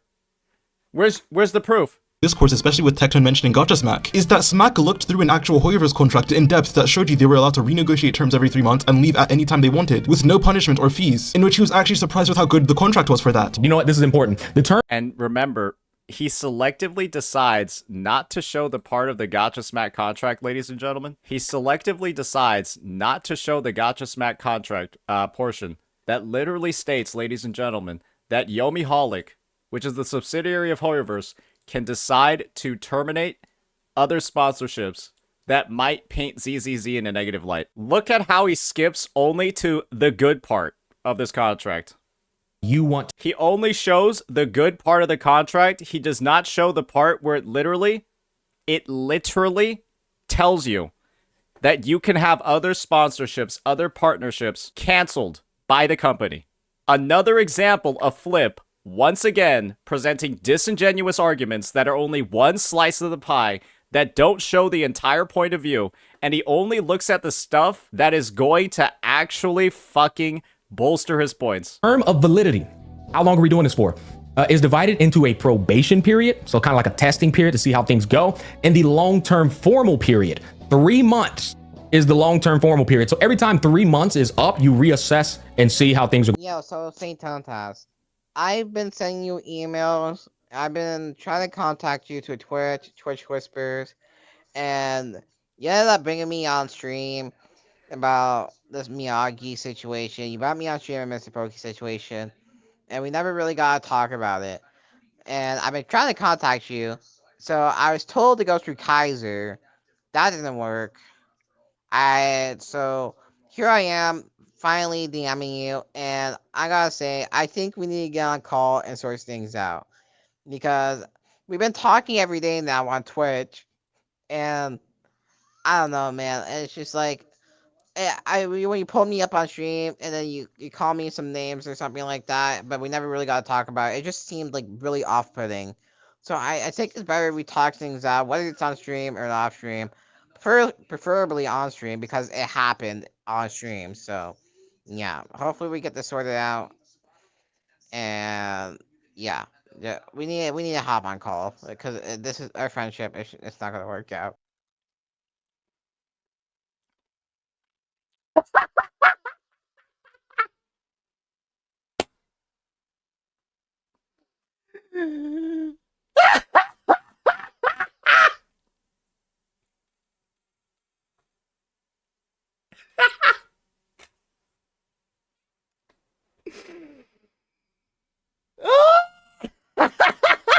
Hey, mods, unban him. Yeah, you can unban him. How are you sitting through this vid? Bro, this vid made me crash out in 5 minutes. Brother, man, this is one of the worst videos I've ever seen, but somebody has got to actually dive into the massive amounts of misinfo this absolute fucking, not gacha smack, this idiot Flip is spreading. And this is the thing. We have about, like, maybe 10 plus incidents where he's cherry picking information to construct a narrative that is actually just not real. Intentionally not showing specific pieces of evidence to say that stuff isn't actually happening when there's actual receipts for all of it. And that's why we're doing this stream. It's to pull up the receipts and just expose what an absolute disingenuous piece of shit Flip actually is. This is going to be cinema. A Hoyoshill lied about me for an hour. More proof? What even is this? This is a clip where he's saying that at the beginning, when he did do his first live stream about Wuthering Waves, they came up to him and as explained earlier, they came up to him and said, "We would prefer it if you didn't," you know? Yep. So yeah, remember the whole Narumeru situation where Hoyoverse, the creator program, was reaching out to Narumeru to make sure that he didn't start streaming Wuwa? But of course, right? Because our name is Flip and we have a room temperature IQ on the North Pole, we're just not going to show any of this shit. And because our audience is equally as fucking stupid, they're never going to actually verify any of the stuff we're saying. The legend is here. Brother, you do not want to hop on call with me. You are going to start crying. I do not recommend you do it. Going with this company, that is how I understand that. So this is actually really cool because you're not signing like a 4-year contract. And let's say you sign the 4-year contract, you don't like what you're getting paid. Well, you're stuck for 4 years at that particular point. They're saying you get a 1-month testing period, and then the long-term period is going to be every 3 months. So, I mean, that is great. That's really good for the, hey, put in a 2 weeks on the contract. Go ahead and get up out of it. Bro's just playing the one part of Gacha Smack's video where he says the contract has some okay parts to it, and then is trying to frame it. Guys, you want to know how long that part of the video is? The positives part that Flip is saying, or basically framing as the only part of Gacha Smack's video, is 3 out of 23 minutes. It is 3 minutes out of 23. And Flip is over here only playing this one part, talking about how good it is. What a pathetic existence. Find that anywhere in any of these pages, so you don't get hit with no hefty fee like you do with an NDA, which is another positive. We don't need to listen to this. There are still some we all negatives know as it's Gacha Smack misinfo.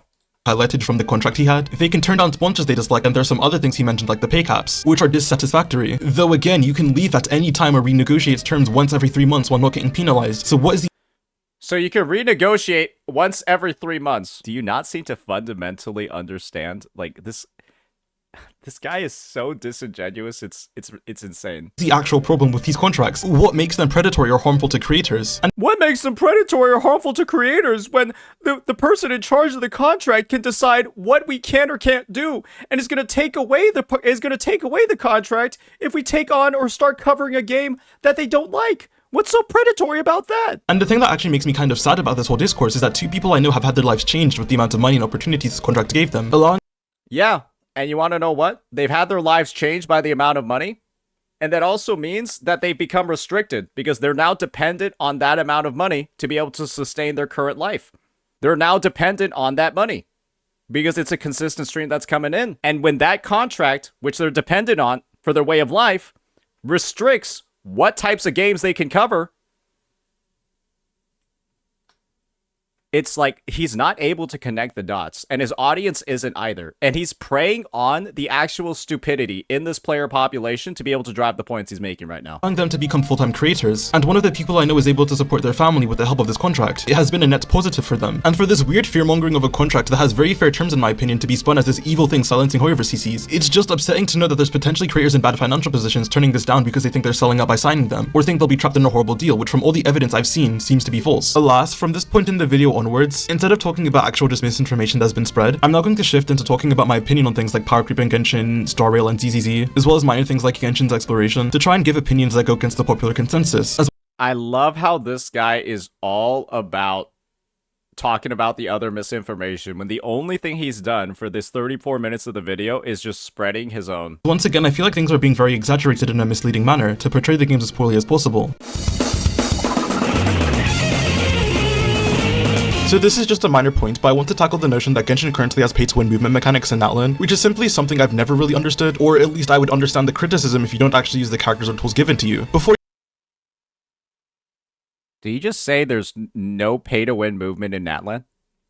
Yo, this guy's brain needs to be studied. This guy's brain needs to be studied so we can find out as a society what not to do when raising a child so they don't end up as retarded as this. Or even getting to Natlan, Hoyoverse has constantly added ways to traverse in your regions. Both Inazuma and Sumeru offer ways for you to just grapple around the map, and then there's bounce pads as well around the chasm and in Sumeru. And then in Fontaine, like half the exploration was underwater, and there was the Numa Uja mechanic in which some characters innately just had the Numa Uja, so puzzles could be solved much easier. And if you weren't a character that had these traits, then you'd have to find an orb to enable you to gain those powers. So Genshin has always given you the tools for exploring more conveniently all across the regions. Hell, even in Leeway. In some of the mountainous parts, if you just keep gliding, you can randomly get a gust of wind to carry you upwards to help you keep traversing in the air. In Natlan, the main complaints I've seen is that the characters belonging to the region get so much more exploration or quality of life compared to people who don't have the characters, or even the Saurians, which just isn't true, or at least besides Varessa, who I actually do think is just too much. All the Saurians are just as good at exploration, if not better than the Natlan cast.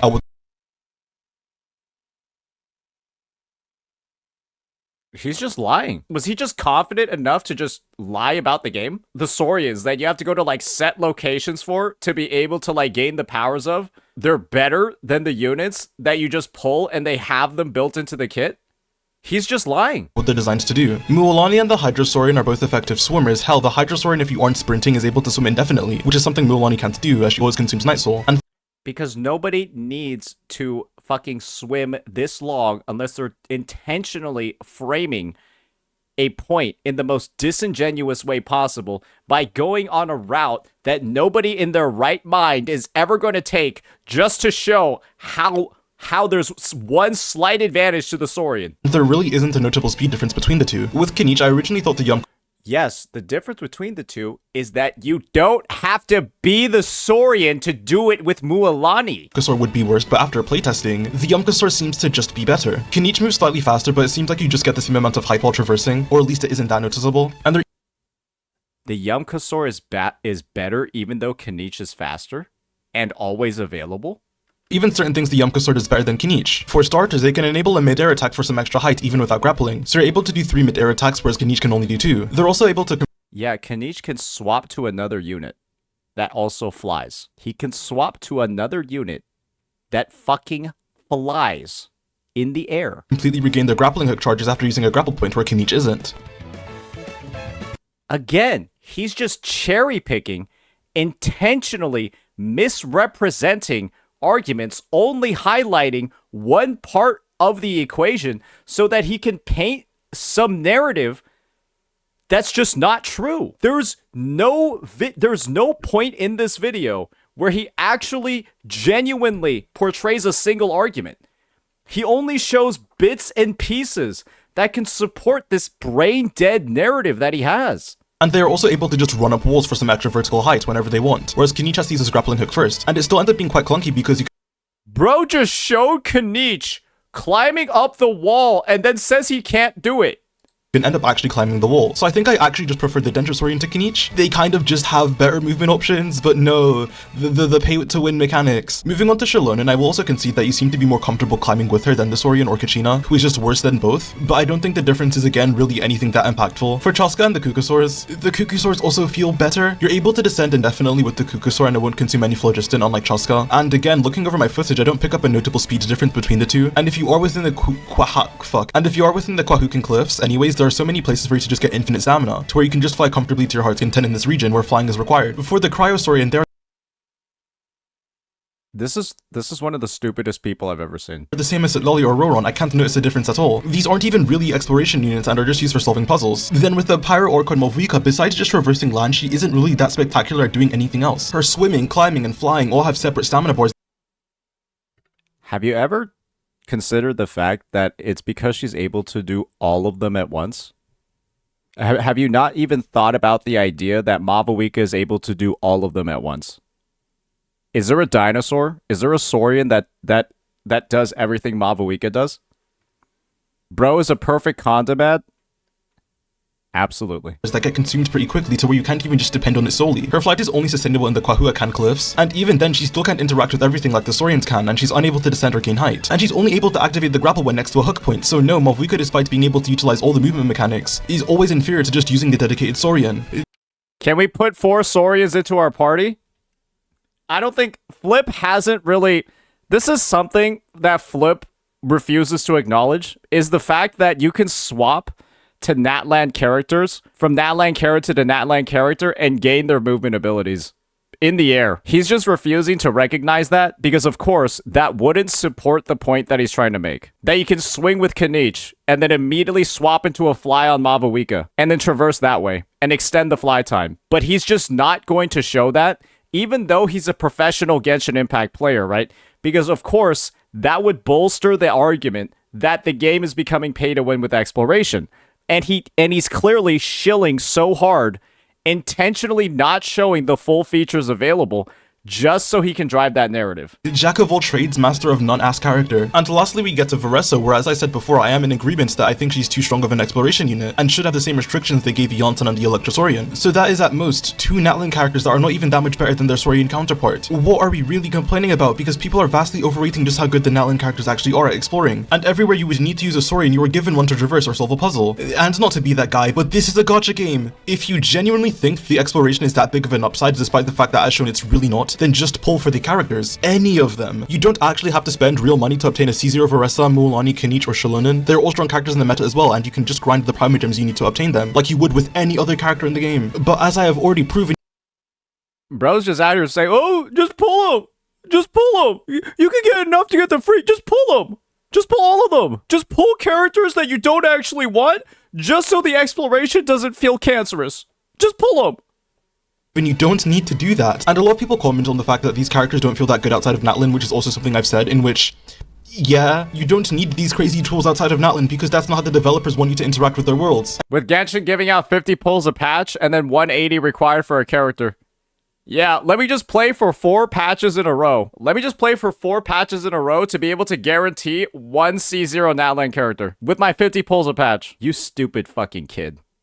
Flip is so stupid. Yeah, you get enough 50 pulls a patch. And in the other regions, you are given the traversal tools they want you to have for any given activity. What the fuck would being able to fly indefinitely in one stat do for you? And in other regions like Enkanomiya, the parts of the map being segmented is intended, which just flying all over the place would ruin. The only reason these dumbass arguments are being made in the first place is just because they can compare it to Wuwa, and how you can fly indefinitely in one of the areas. You can wall run and you can mantle and whatnot, which at base gives you more movement options than Genshin. Which if you want to say you prefer Wuwa's traversal, sure. But to say things like, from the business practices seen on both sides, that one company has a lot more respect for their players and their past expenditures than others. But there is a way to tastefully... Am I wrong?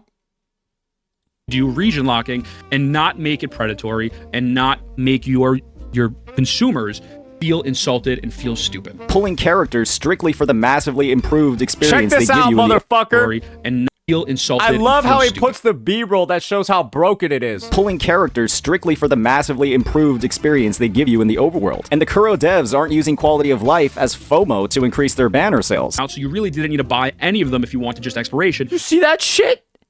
You could have bought Mavica. It's predatory as fuck. Natlan is the region of greed. It is not the region of war. It is the region of greed. They design their overworlds with the intention of creating inconvenience, annoyances, and frustration if you don't save the resources for or spend on the on-banner character. can you imagine saying things like this about any other open world game in Spider-Man? Because they don't have it.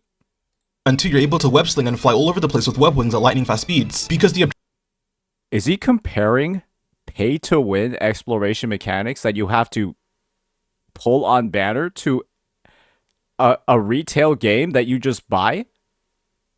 Objectives in the Spider-Man open world are at different levels of verticality, and some of the activities like chasing cars involve you having to move at these speeds, so it makes sense why the traversal in this game is like this. But when you get to a game like Elden Ring,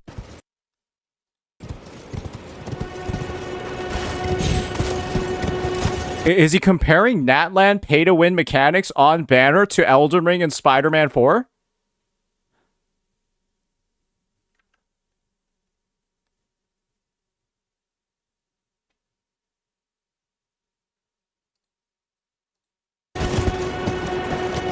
this is the most of your exploration experience. Look at this bullshit! Why is my Tarnish not able to fly and grapple up these buildings? Why don't I get power-ups that allow Torrents to jump indefinitely? From Software clearly doesn't respect you or your time as a player if they think you're going to be okay with this. It's not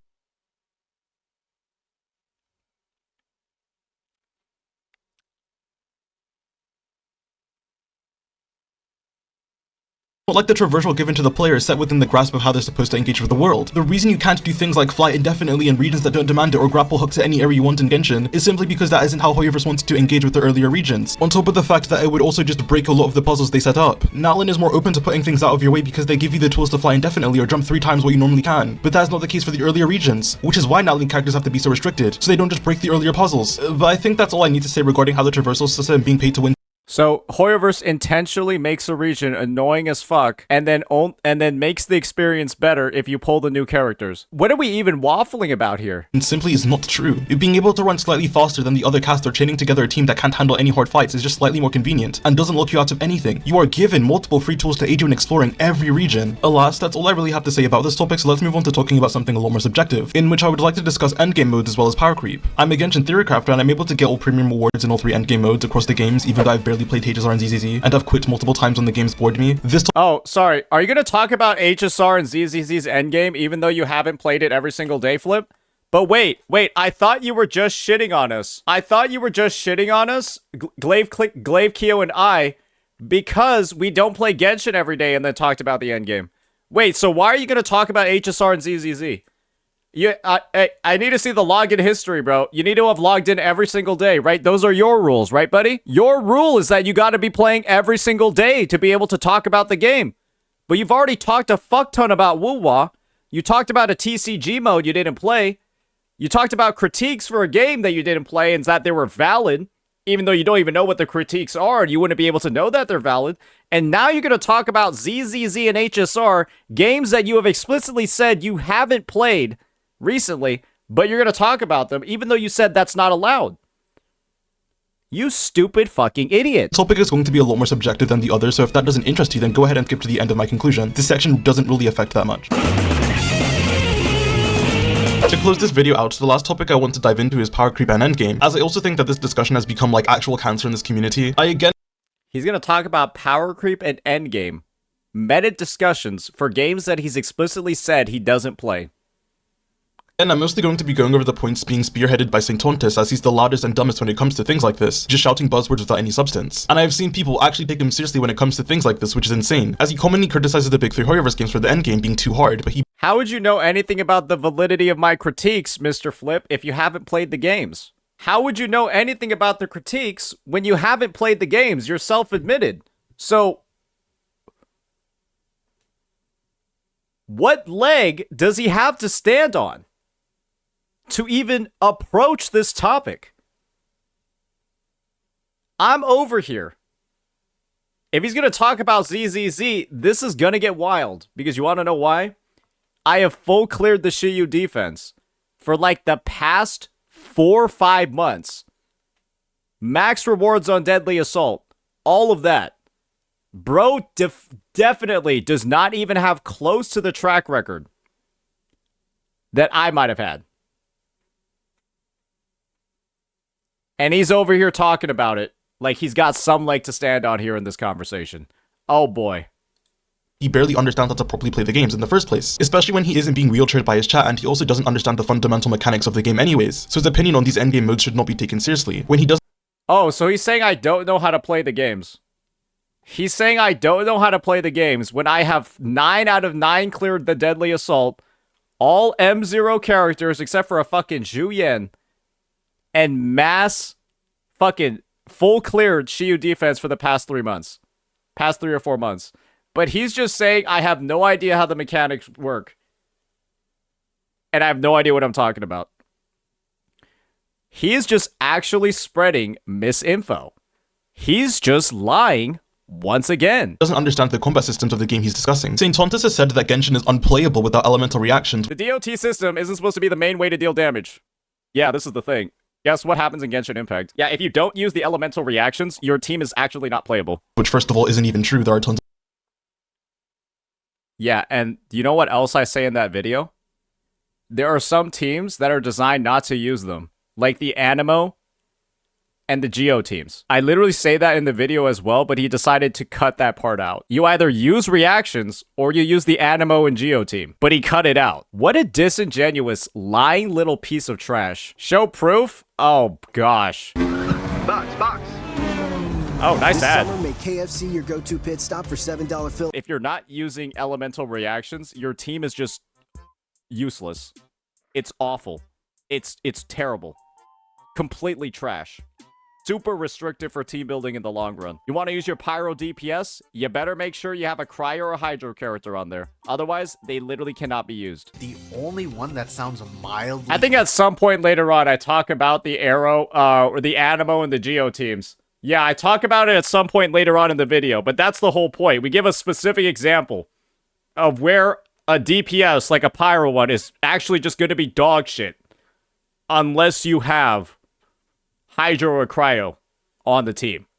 That's pretty much it. And then there's 2 teams in the game that use Pharazon or Goro. 2 teams out of every other team in the game. And those are just outliers. I wonder what he has to say about it here. Of teams with that reactions at the center that are still more than good enough to clear. And even if the game was unplayable without reactions, that's what you signed up for when you downloaded the game. That's combat is focused around elemental reactions. And again, can you imagine saying this about any other game on the planet with RPG elements? Hey guys, Elden Ring is unplayable if you don't learn how to dodge. Pokemon is unplayable if you don't match type weaknesses. Wuwa is unplayable without intro or outro skills. Sekiro is unplayable if you don't parry. That is just the core mechanic of the game and not an I'm sorry, this guy is so stupid, it's ridiculous. Literally, he just talked about how there are teams that can clear without the reactions, but then said they're a core part of the game.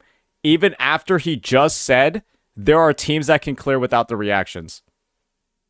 You can literally play Elden Ring without dodging. Watch Asmongold play the fucking game. Watch Asmongold play the game. Literally, no dodging. Did this guy just say that I called him a PDF? When did that happen? This is literally defamation. What the fuck? Nonce means PDF? Doesn't nonce just means retard? Just means a fucking dumbass, right? Nonce in the UK means PDF?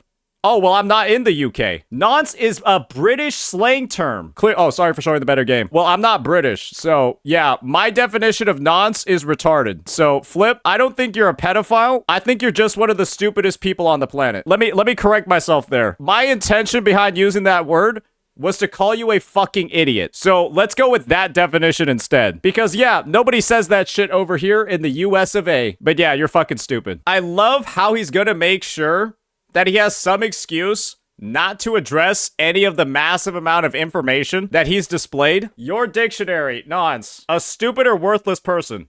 Oh, sorry, here we go. We'll use this definition. UK slang, a stupid or worthless person. That's the one that we'll go with. I'm pretty sure. Okay, I'm not pretty sure. I'm 100% sure that's the framing of how I used it. And I think it's pretty clear, right? By the fact that I called him a fucking idiot about 300 times prior to it. And if you're saying that I meant the other one, well, let's be honest here. You're a fucking nonce. An actual flaw with it. And this is who is leading the arguments about the problems with Powercreep and Endgame and Hoyoverse gachas. St. Tontus had a debate with Sekapoka, which for whatever reason he decided to post, despite getting destroyed for a good 70% of the video, where he randomly starts bringing up ICDs to sound smart when they weren't necessary for the discussion at all. Right, that little electro pony that's in the second side of the abyss, where you literally want to make sure you have, like, your ICDs are lining up. Your ICDs are, like...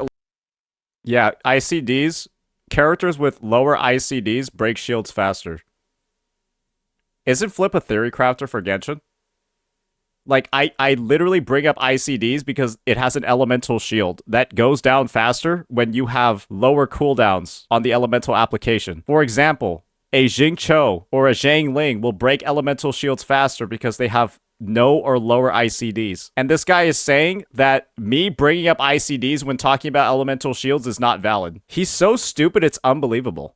You have T-seers, self-professed T-seers like Flip, not even knowing what ICDs even do, and then saying that I'm incorrect in my usage of them when I'm literally correct. Oh my goodness.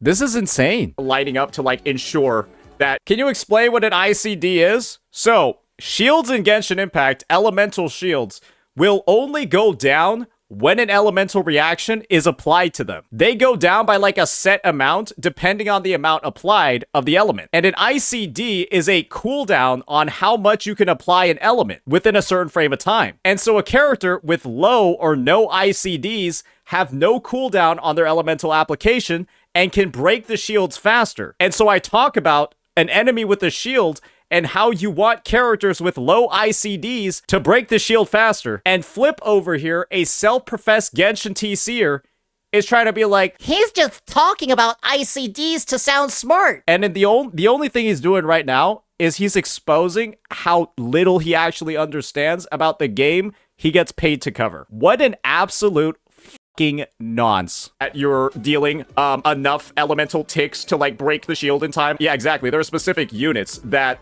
because of like the specific things built into their kit and how much they shill the design of the boss, they make the fight absurdly simple and easy. And if you don't have them in, it becomes an absolute nightmare. But there's a lot of characters that do that, though. Like, a lot. Yeah, I don't think that's a good thing. Wait, to have a lot of characters that can beat the bosses in different ways? To have bosses that are specifically designed around owning one or, like, you know, like 1 or 2, maybe 3 characters on the roster, and then they absolutely trivialize it. And then if you don't have those bosses, you might as well go, you know. There's a lot. There's 96 characters in Genshin, so I can list every single character that will get through this mechanic. There's a lot. Yeah. If we could sit... Lally Arlecchino, Chevres, Charlotte, Risley, Linny, Daya, Layla, Shenhe, Tomakana.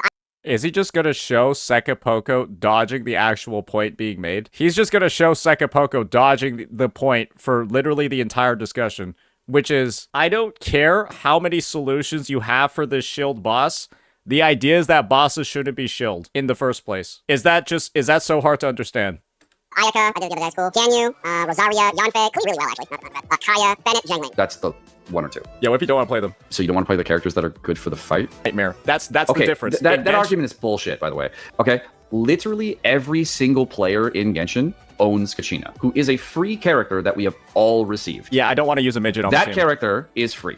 I don't want to use her. Every single player that did the event in Genshin owns Odoron. He's free this patch. Yeah, I don't want to use the him. most owned character in Genshin Impact is named Kazuha. He jumps. I don't want to use him. It's like saying, hey, I don't have C6 Mortifae on my account, but yeah, I don't want to use him.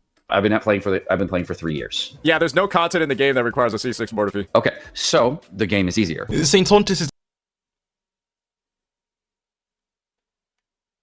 This guy just cut together like 5 minutes, so many different parts of a 45-minute video. Is he fucking Steamed Bun X? What the fuck even was that? He just cut like 30 different things into like a nice little 30-second clip. Literally all the facts, all the actual takes from that discussion. This is one of the most disingenuous fucking videos I've ever seen. Jesus Christ. Flip is fucking pathetic, bro. He's out here playing Nahida in burning teams where she can't trigger her mark. And I could backseat his terrible gameplay and team building, but that can be for another video. I digress. Now, the first thing I want to lead to this discussion with is that... Brother, you don't even know what an ICD is. I don't think you're qualified to be backseating any Genshin Impact gameplay. You said ICDs don't matter for elemental shields. You play this game for a living and you don't know that ICDs matter for elemental shields. Just shut up. Endgame content is not for every player, and it's not supposed to be accessible to everyone. It's not for you either, dumbass.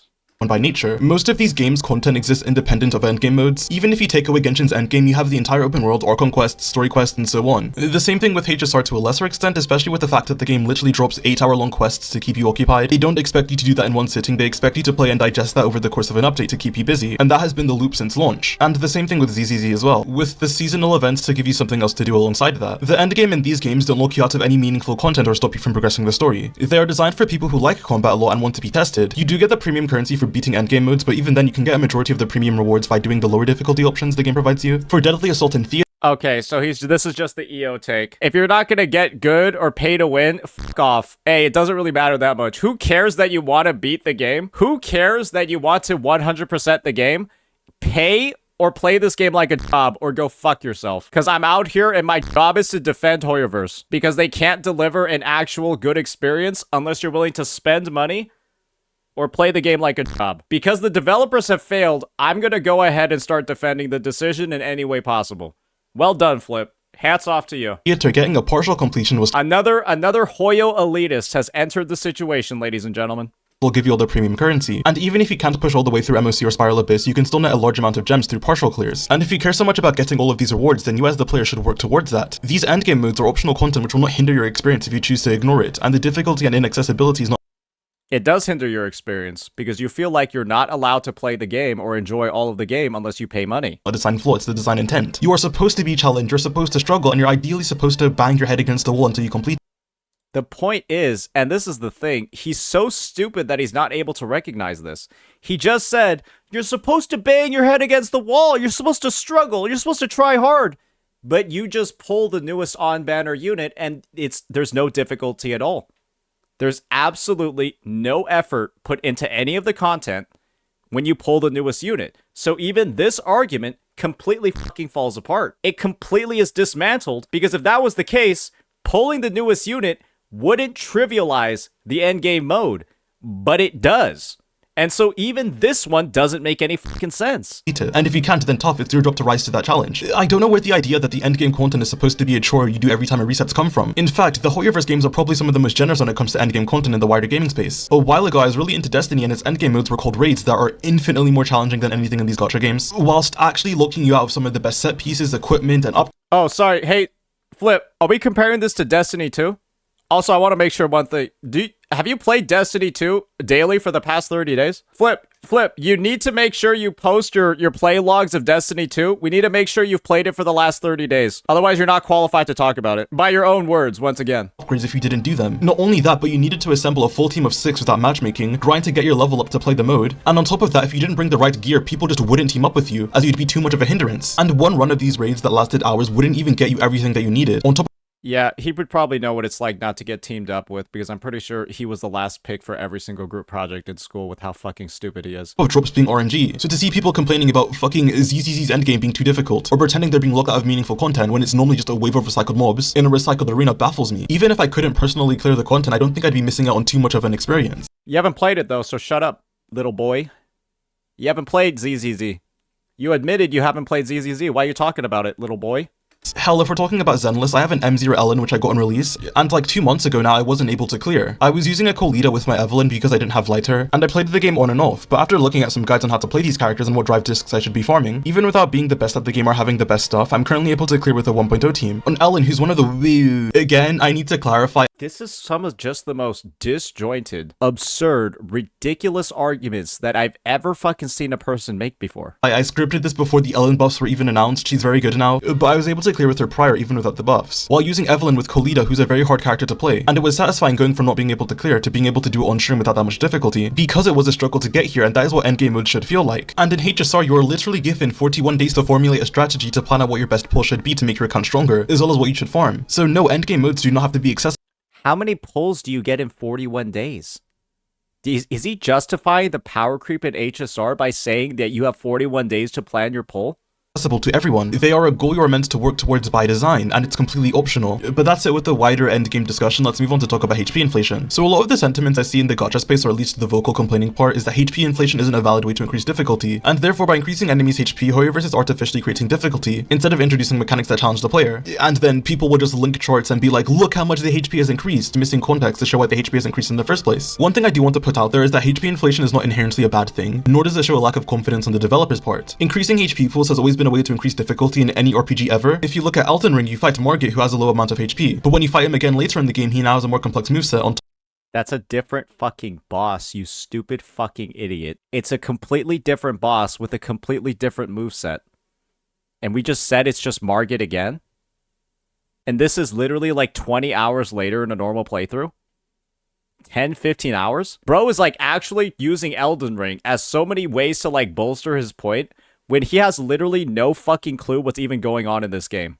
Top of his HP increasing is from software just no longer. And yeah, last time I checked, you don't need to buy weapons with real world money in Elden Ring. Yeah, I didn't know Elden Ring had a gacha system. Confidence in their enemy designs, obviously not. This is just made with the expectation that you get stronger across your journey or improve enough at the game to where Margit having a higher HP bar when you refight him doesn't hinder you. And I do get that the main complaints for HP inflation in the endgame modes is that it's the same content but now harder, but I just wanted to point out how increasing HP pools is a tool used by literally every RPG developer in existence. So he compares the first boss in the game to like maybe the 15th or 16th one, literal power progression in terms of level and playtime.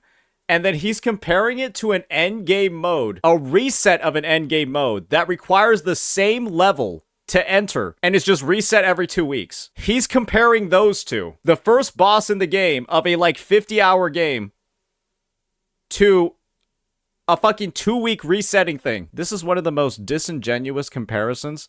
One of the most biggest false I mean, I've already said it, this is the biggest false equivalency ever, like 3 times. That's the way to add difficulty. So just yelling HP inflation isn't actually a negative if you don't substantiate why that is. Now to move on to complaints about HP. You're saying HP inflation is good using an example that doesn't make sense, or is not equivalent to what's actually occurring.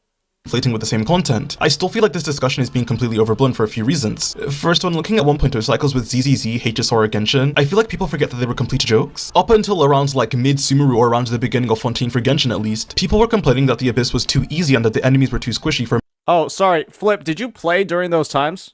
Hey, guys, we need to make sure that Flip was playing the game during Sumeru and Fontaine. Oh, he's got 2 videos on the Abyss. Oh, yep, you're definitely a voice of reason here. Oh, and the one video he has is saying that the Abyss is really hard. Right after saying that it was too easy. What a fucktard. He's so stupid, it's unbelievable. For a majority of good accounts. So when you scale up from something that was almost considered a joke, it almost becomes in a way an adequate challenge.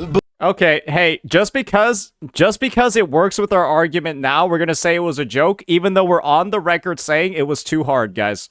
But this is also another thing that I hate with HP inflation arguments, because it has the assumption that there's this standard damage that majority of players are at, and it's just an arbitrary line that never changes. Let's say a boss has 1,000,000 HP, and at the investment level your team is at, you do 1,000,000 damage in a rotation or cycle or whatever, so you're able to kill this boss in one rotation. With the assumption that no new supports come out or you don't pull another DPS and every boss from this point on only has 1,000,000 HP, let me tell you what eventually will happen. For Genshin, every beneficial artifact substat is around a 2% increase, so let's say you get 2 upgrades to all 5 of your artifacts on your DPS, that's around a 20% DPS increase right there. Let's say a new combo is found out with your character, which does happen like in Malvika and Varessa's case, that makes the character even stronger than what you were doing before. Or maybe you get a constellation or weapon on your DPS when they rerun, boosting their damage even more with relatively early upgrades. Or hell, people also just find— What is this guy even saying?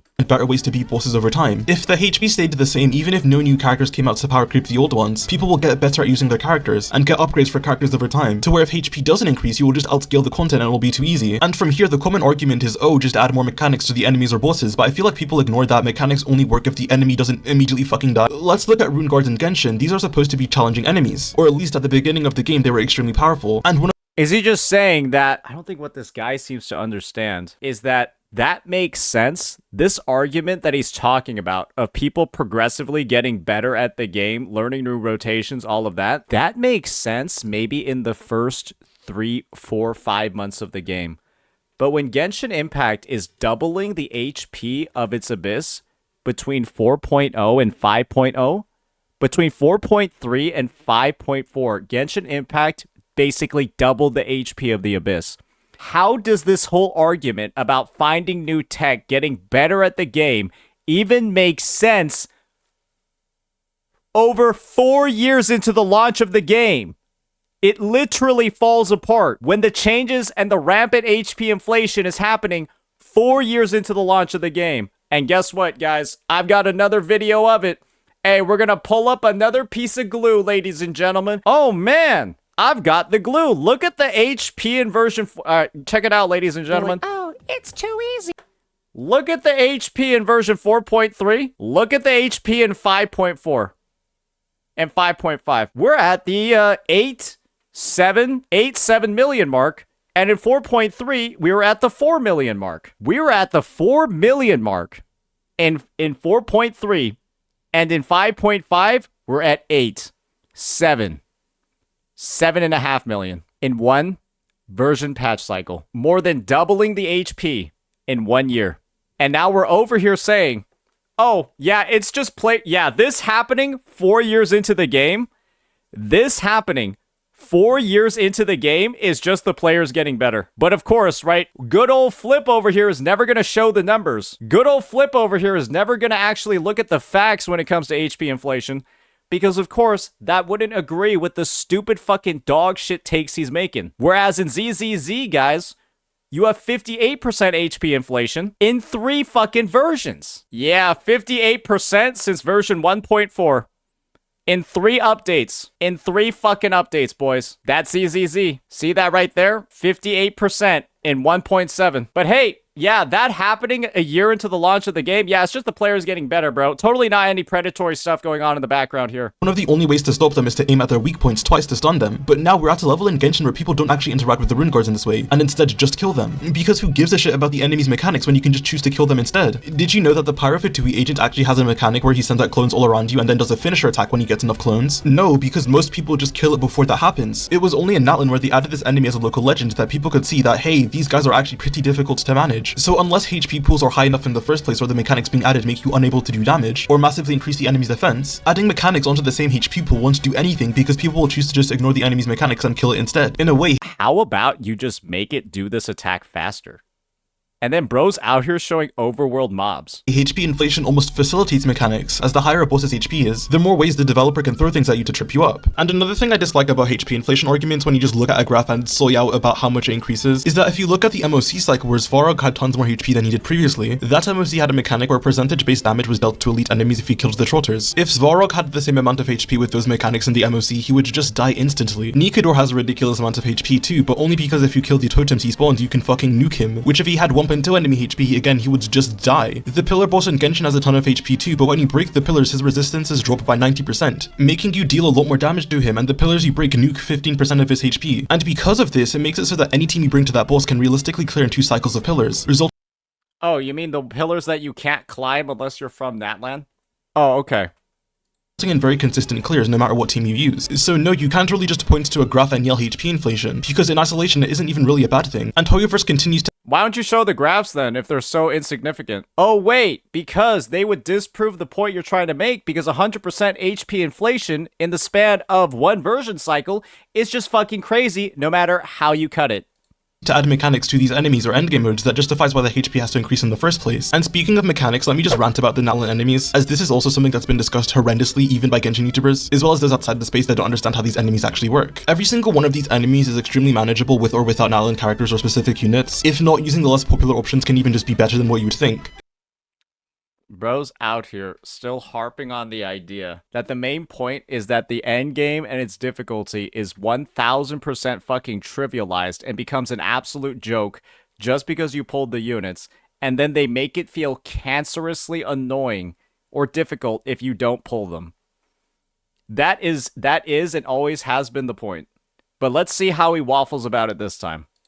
Starting with the Pyro Dinosaur, which you apparently need a C6 Yulon for. But this looks awful. This looks like something like, if you don't have Farida, maybe like C6 Yulon can take it out. The boss doesn't stay in the sky, the gimmick is that— Yeah, the reason why I said a C6 Yulon is because of her fucking charged shots and fuck ton of hydro application. And then I also proceed to say Farina, and that's also because the boss flies in the air.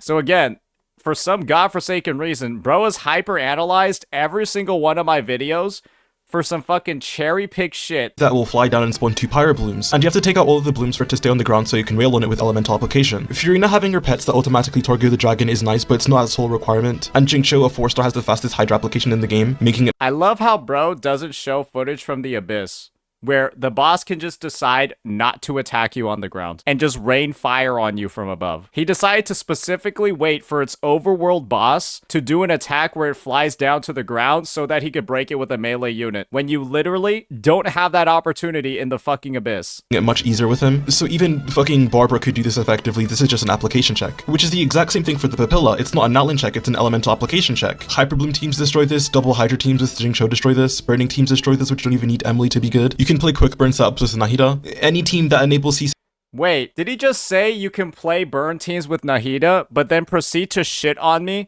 Hey, wait, hold up a second. 5505, he said you can play burn teams with Nahida, but he just proceeded to shit on me before for playing burn teams with Nahida. No, he did that. No, he did. He was talking about how I'm a complete dumbass for playing burn teams with Nahida, but he just suggested it here. That's interesting. Oh, so he's managed to contradict himself again. What a legendary fucking CC. Yeah, because Verena can't use her marks on burning enemies, but he just suggested to use a burn team here. Anyone got the timestamp of him being an absolute fucking idiot? Oh, no, I think I got it. In burning teams where she can't trigger her mark, and I could in burning teams. There's no content in the game that requires a C6. Let's play it again, guys. So, the game is easier. Saint Tontis is out here playing Nahida in burning teams where she can't trigger her mark, and I could backseat his terrible gameplay and team building, but that— So that's terrible gameplay and team building, but you just suggest to do it here. Destroy this, which don't even need Emily to be good. You can play quick burn setups with Nahida.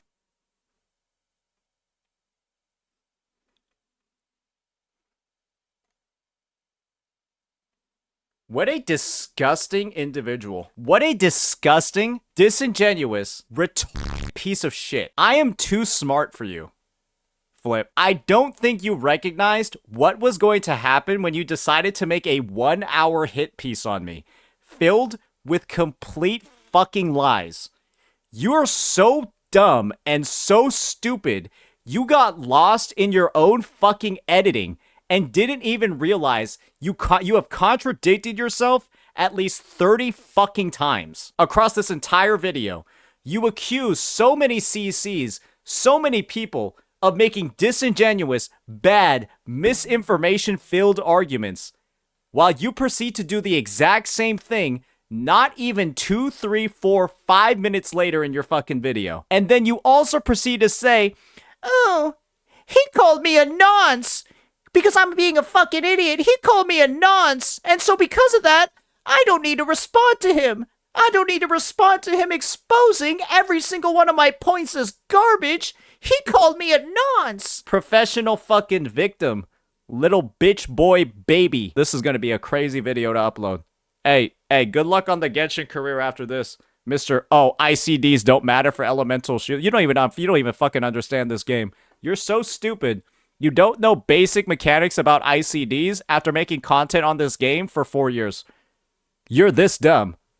You still don't understand how ICDs work after 4 years of making Genshin videos. Go back to school. You're not cut out for this. Any team that enables C6 Fischl can destroy this. There are so many non-Natlin ways to make this mechanic a joke. And the narrative that Natlin characters are amazing at destroying this needs to die, because only specific Natlin characters that have a lot of hits are good at destroying it. You need a specific combo from Malvika to break it. Mualani can't break this without a burning team. Varessa is slower at breaking this than Chlor and Fischl teams. So again, this is not at all a Natlin check, it's a hit count check. For the Hot Cryo Lady, just bring Pyro or Fast Electro application and you can trivialize it. Nothing much to say. And for the pillar boss, which is the most controversial, Kachina is free for starters, and she's just a walking scroll set. You literally don't even need to level her up for her to give full value to teams. Why is the entire community acting like using Kachina as some kind of cardinal sin? You would use her in the exact same teams you'd use Shilonen in. You not wanting to use Kachina is not an excuse when the game gives you her for free. And even how about, instead of blaming players for not wanting to use units they don't like, how about you blame the devs for adding bosses that require units to clear them?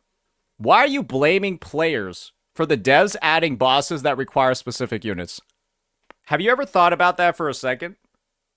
This is entirely a developer problem, but these stupid shilling CCs are instead trying to push the blame, push the responsibility onto you as a player because the devs fucked up on the implementation. That's why you're called Hoyoshills. That is why people don't take your opinion seriously. That's why you are oftentimes just considered the laughingstocks of the community. Because you blame the players for something the devs designed. Every single time they add a dumb fucking thing to the game, like HP inflation, like miasma, like elemental shields, like pillars. You just blame the players when the devs are the ones deciding to add them in the first place. Even if you don't want to use Kachina for some reason, people meme the solution, but for medium character models, there's a spot where you can just run and jump, and you can climb the pillar quite easily. The boss is in the overworld, and you can learn this trick in less than 10 minutes. It really isn't that deep. Oh, so I need to watch a guide on how to climb a pillar. Oh, awesome, great. Again, it's the player's responsibility to deal with cancerous mechanics.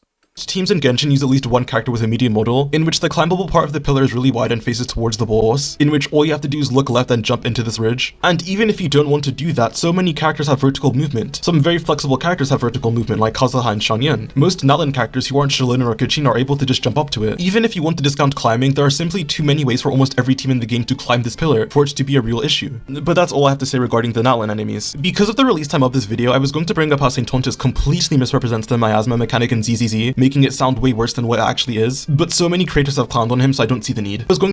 I'm right about miasma. Anybody saying miasma is a good mechanic is actually a shill. You want to know somebody that's actually said miasma is bad for the game? I'm gonna blow your guys' mind. EO. EO XS. The elitist god himself has said miasma is not good for the game. Fucking EO has said miasma is not good for the game. And we're still out here defending it. Because of course, right? Of course, we gotta collect that Yomiholic paycheck, boys. I'm going to discuss Powercreep in a lot more depth, but to be honest, this video is getting way too long, so I will just try to sum up my thoughts very briefly so we can all move on with our lives. In the big three Hoyoverse gachas, especially with Genshin and ZZZ, Powercreep is almost a non-factor for these games. You can say things like Miyabi and Malvika are so much stronger than everyone else, but as a pattern, characters like these are very rare and relegated to very important lore characters. On top of the fact that you never really need the type of damage a Malvika or Miyabi brings. Malvika being 30% better than Arlecchino doesn't matter when Arlecchino can still make the Abyss a joke. Miyabi being stupid OP doesn't matter. Yes it does, because when she's 30% better, you don't have to fucking try with her. And so clearly, Mavuika is designed to trivialize the game once you pull her. And he just says it doesn't matter. When he just said Endgame is something you need to grind and struggle for. Clearly not if you have Mavuika, you're playing the game on easy mode, which is the entire point.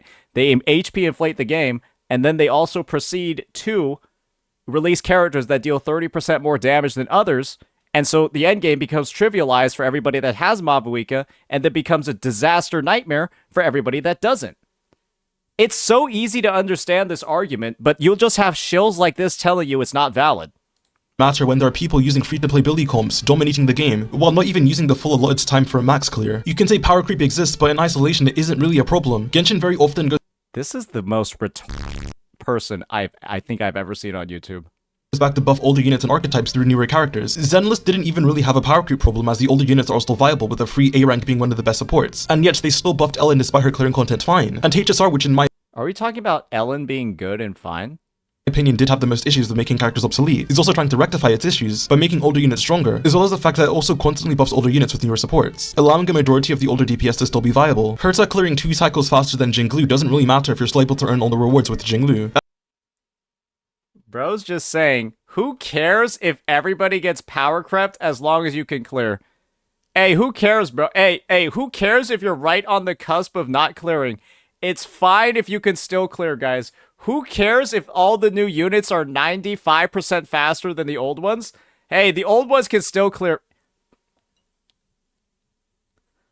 Oh my goodness, bro. At that point, you're just baby raging that your favorite character isn't as strong anymore, and not with the reality that you aren't being locked out of anything. Every live service RPG in the history of everything has power creep. What matters is how games manage it, in which I think all the Hoyoverse games are doing a pretty good job, honestly. Some better than others. The real problem instead of power creep is how the endgame modes in these games shield certain units by buffing them in all endgame modes, and then HSR just designing enemies around specific characters, because it creates a false sense of reality with how strong the characters are. If Fei Zhao is one cycling MOC during her release with minimal investment, of course when they stop shilling her and shield the new unit, that's going to make Fei Zhao feel so much more worse in comparison, whereas if they weren't chilled at all, we could make much fairer comparisons. That is the real problem in my opinion, not necessarily power creep.